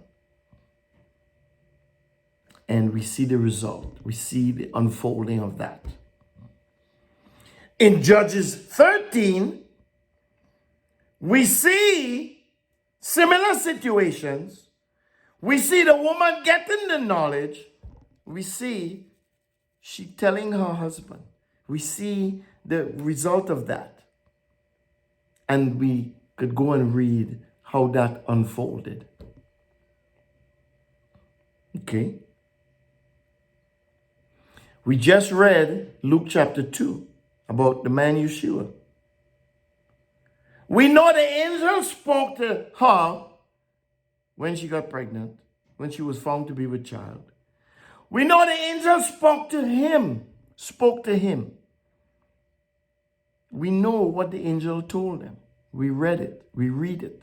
We could go and read it. Yet still, they operated as if they didn't know. And when they questioned him, after they lost him, when they found him, he said to them, "What is wrong with you? Don't you know I must be about my Father's business? You of all people should know who I am." Yet they should have, because they were told. In Numbers 30, we see where vows are important. If a man makes a vow, he has to fulfill that vow. If a woman makes a vow, she has to fulfill the vow. However, there's some dynamics being thrown here There's some things being thrown up here that gives the man, that shows the man, listen, if you know some things, you could do some things. What does he say in Hosea? Is it in Hosea? My people perish for a lack of knowing. They don't know. So they cause perishing, they create perishment, or they create decay. For lack of knowledge, they perish because they don't know.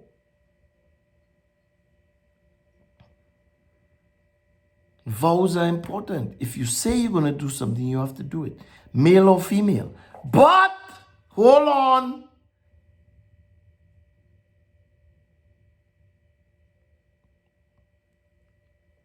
If a woman makes a vow to Jehovah or binds herself by a pledge, being in her father's house in her youth, and the father hears the pledge, and so on.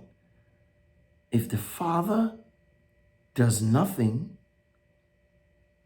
then she has to fulfill that which she vowed. Listen, let's continue. Verse 5. If the father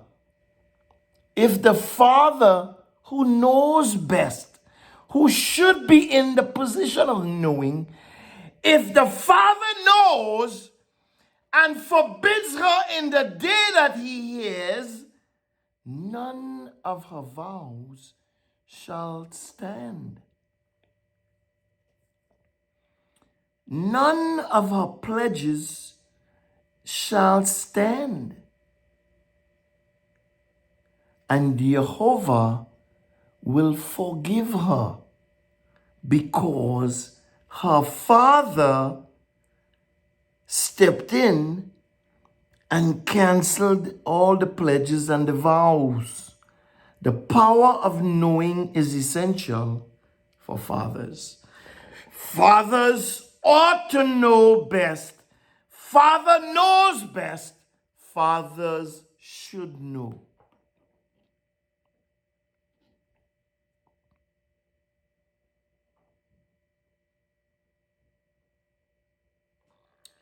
Oh, that's just the father. If her husband, while her vows are on her, or the rash utterance of her lips with which she has bound her soul, if her husband hears it, verse 7, and says nothing to her in the day that he hears it, then her vows shall stand. She has to do what she says she will do. She has to perform it. Verse 8. But if her husband forbids her in the day that he hears it, then he makes void her vow and the rash utterance of her lips, which she has bound her soul. Jehovah will forgive her. There is so much in here for the man, for the husband, for the father.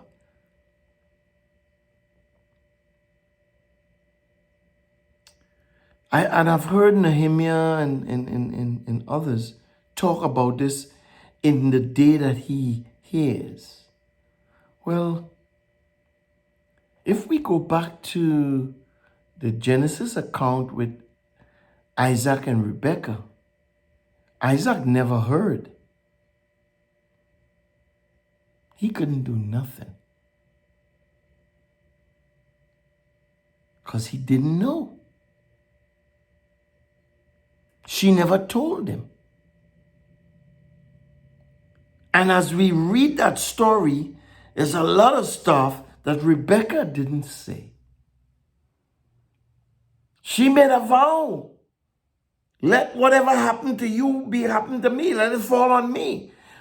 Go and deceive your father because I tell you, I know what's best. You go do that. And whatever happened, let I be responsible. But then she reneged. Well, she can't renege. She has to fulfill that. See? Because Isaac didn't know. He never said anything. He never entreated God for her. So guess what? If you go Judges 13, we know Manoah and such like. We know what happened there. So look at the difference. Look at the dynamics at play. But this is with a woman. Esau and Jacob were boys.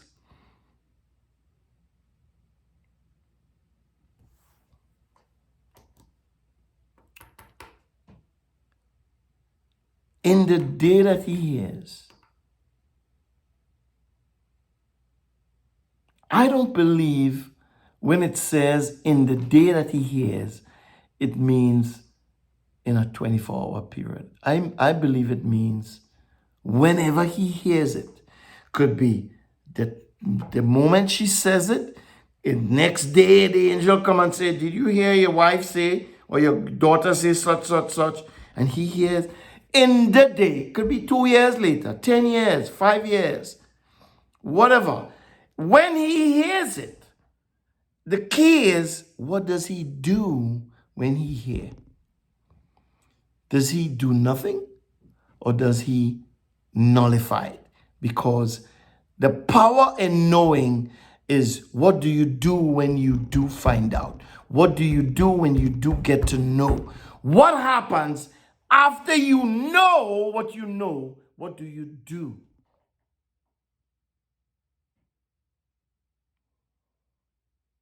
Do you nullify it? See, we have fallen so far off the wagon. We have fallen so far. We don't even know what we could, what we can or cannot do, what we should or should not do, what we can or cannot do. We have no clue because we ourselves have taught and have been taught these things are null and void. We have been taught that these things don't matter no more. That's the law. Yeshua come, he erased all of that. We don't have to do that no more. I say, sir, ma'am, you're wrong. You are absolutely, unequivocally, and totally wrong. The word of God is forever. It stands forever. If it didn't stand forever, Yeshua would have still been in the grave because he is the word. And we know that the word was resurrected after 3 days. We know that the word stood up out of the grave after 3 days. We believe it. If we believe it, then we know the word is forever. This word, that word, every word.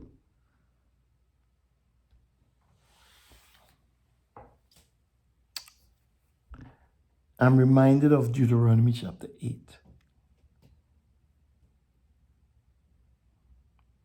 We're in Deuteronomy chapter 8. God says,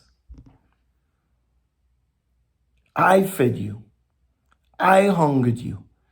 I took you out of Egypt. I made you walk through the wilderness. I took care of you. I punished you.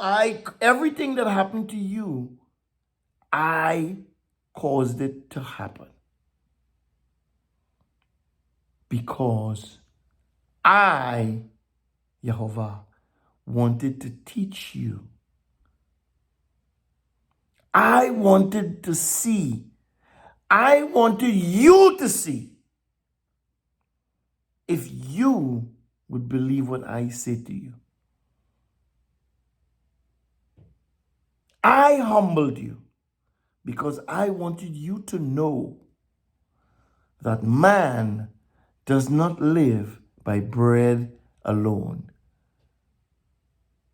but man shall live by every word that proceeds out of the mouth of Jehovah. Every word, not some words, not a portion of the word, not some, a little half, that portion. Every word. And if we read Numbers chapter 30, we see the manifestation of this idea that the male, the father who is in the know, is the father who benefits from that knowledge.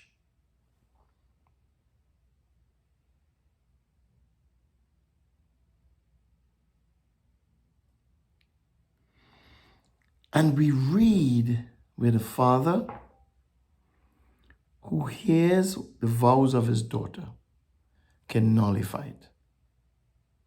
If he doesn't, then it stands. If he doesn't, then it stands. If he doesn't do anything, it doesn't matter what she says. It matters more about what you do as a father.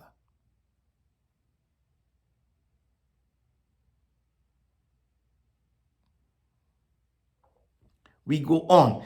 If the girl is married, her husband has that same authority.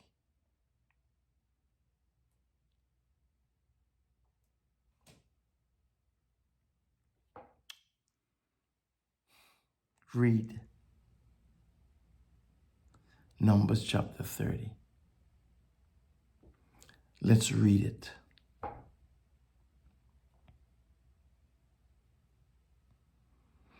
Verse 5, but if her father forbids her in the day that he hears, none of her vows or her pledges which she has bound her soul shall stand, and Jehovah will forgive her because of what her father, because her father has forbidden her. It rolls over. If her husband, while her vows are on her, the daughter can make a vow in the father's house. Father doesn't know. The vows are continuing on. She gets married and she has a husband. Guess what? The husband could nullify that vow.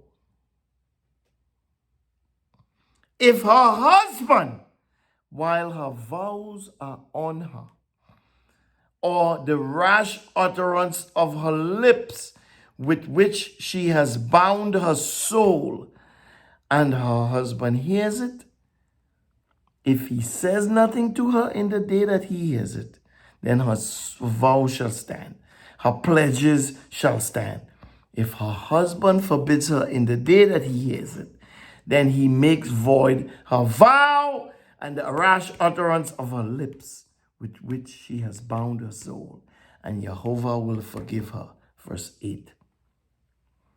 But the vow of a widow or her who is divorced, everything with which she has bound her soul shall stand against her. Why? The vow of a widow. Why? Because if the vow of a widow means the husband died, he didn't know nothing or didn't do anything, then her who is divorced is the same thing. The husband did nothing while he was a husband. He did nothing, said nothing about the vow. So her vow, those two, and you see that? They stand. If she vowed in her husband's house or bound her soul by a bond with an oath, her husband heard it, held his peace, didn't disallow her, then all her vows stand. Every pledge which she had bound her soul shall stand. But if her husband made them null and void in the day that he heard it, then whatever proceed out of her lips concerning her vows, concerning the bond of her soul, shall not stand, because her husband has made them void. The Lord will forgive her. Jehovah will forgive her. Every vow, every binding oath to afflict the soul, her husband may establish it, or her husband may make it void. But if her husband says nothing to her from day to day, then he establishes all her vows, all her pledges which are on her. He has established them because he said nothing to her in the day that he heard them. But if he makes them void after he has heard them, then he shall bear her iniquity.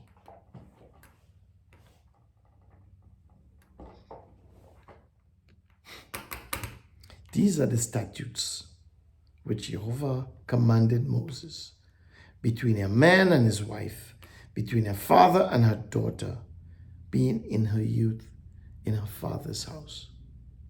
So, fathers, mothers, this is not against you. This is to help you. This is to put you, fathers and mothers, in the know.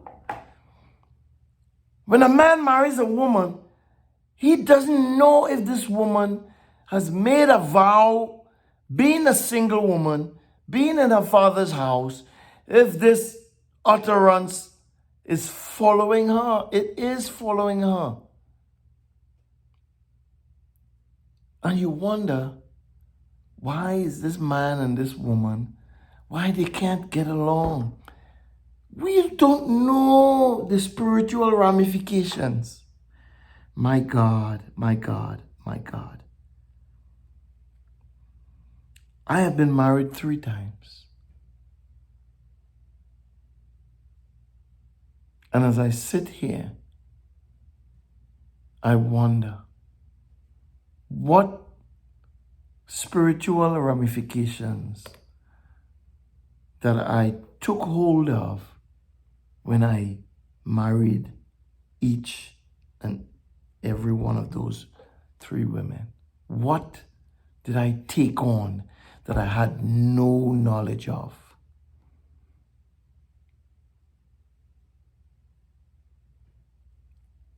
I can't begin to speak. I can't begin to fathom what I did not know that had power over me. What I couldn't see that had power over me that I could do nothing about because I did not know.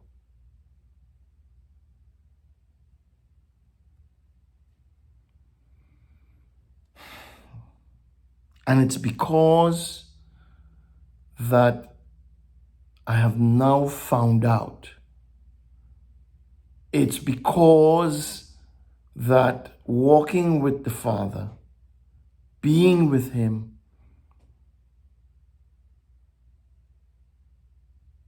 He can show me these things, that I can share these things with you. Your situation may be dire. Your situation may be in distress. Maybe it's because there are things you do not know. My people perish for a lack of knowledge. Don't let what I perished about cause your relationship to perish. Sit with your wife. Find out what vows did she take? What did she say? What pledges did she make? Internally, it's a search. It's a deep search.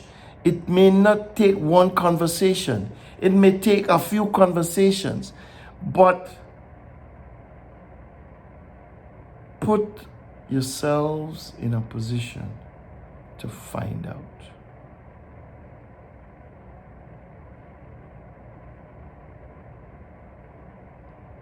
And trust God to show us. Trust God to show you. Trust God. I look back a lot. I try not to look too far forward, because I believe a lot of what will take place is based on a lot of what did take place. And if you don't put yourself in a position to find out, you may never know. And if you don't know, you just might perish. My people perish for a lack of knowledge. The old saying, if you don't know your past, you can't know your future. You can't know your present. See, we look back not because we want to live back there, not because we want to stay back, but you have to see your mistakes. You have to figure out, you have to acknowledge your mistakes. You have to be able to look back. Look at this prodigal son. If the prodigal son never thought about where he was before his current situation, he found himself thinking about eating the crap, the smack, the doo-doo that he was feeding to the pigs. He's not even supposed to be around pigs. He's not even supposed to be touching pigs. But here it is. He is sitting in the pig pen, thinking about eating what he is sharing to the pigs. What a predicament. But he remembered. He went back a few years before. He went back some years before. And he remembered where he came from. And he said to himself, what in the world are you doing here, you dumb fool? Your fathers have servants. Your father's servants, they are way better off than you. They serve him. You know what? I am going to get up from here and go back to my father's house. I don't even want to be a son. Okay? At this point, I am not even thinking about being a son. I just want to be in the house.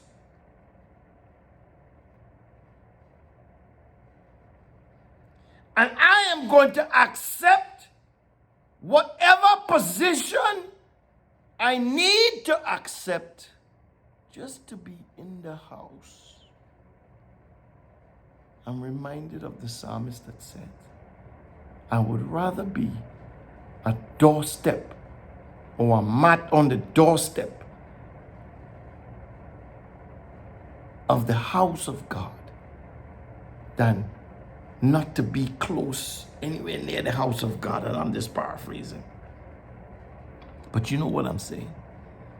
I would rather be touching the house in some degree than not touching the house at all. The prodigal son was saying, I would go back and I would rather be a servant than to sit in this crap and be like this.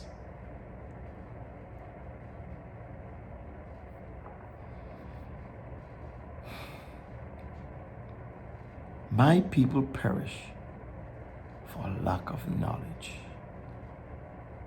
And who has all that knowledge? Father.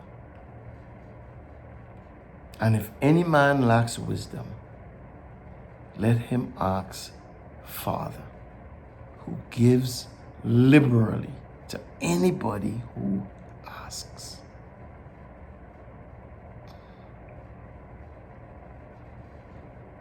Father knows best the power of knowledge.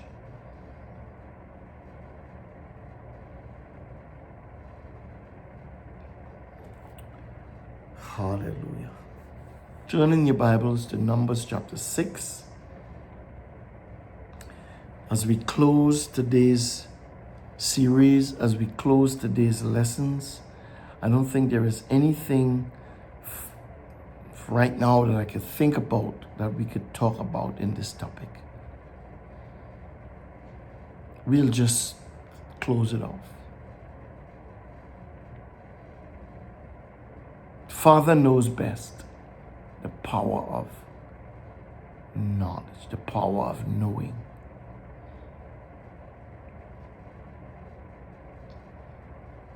Numbers chapter 6, verse 22 through 27 reads as follows in closing. Jehovah spoke to Moses, saying, Speak to Aaron and to his sons, saying, This is how you shall bless the children of Israel. You shall tell them, Jehovah bless you and keep you. Jehovah make his face shine on you and be gracious to you. Jehovah lift up his countenance towards you and give you peace. So they shall put my name on the children of Israel, and I will bless them. I hope that those of you who have heard this message, those of you who have followed this teaching, I pray that you have learned. I pray that you have listened. I pray that you have engaged. I pray that you have sought after the Father of all lights, the Father who has all knowledge and information, the Father of all creation. I pray that you have sought him and he has spoken to you.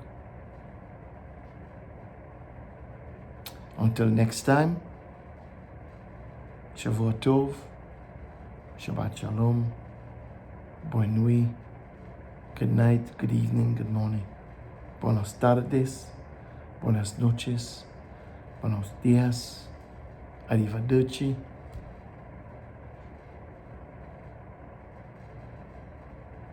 Adios. Deuces. Peace. I'm out.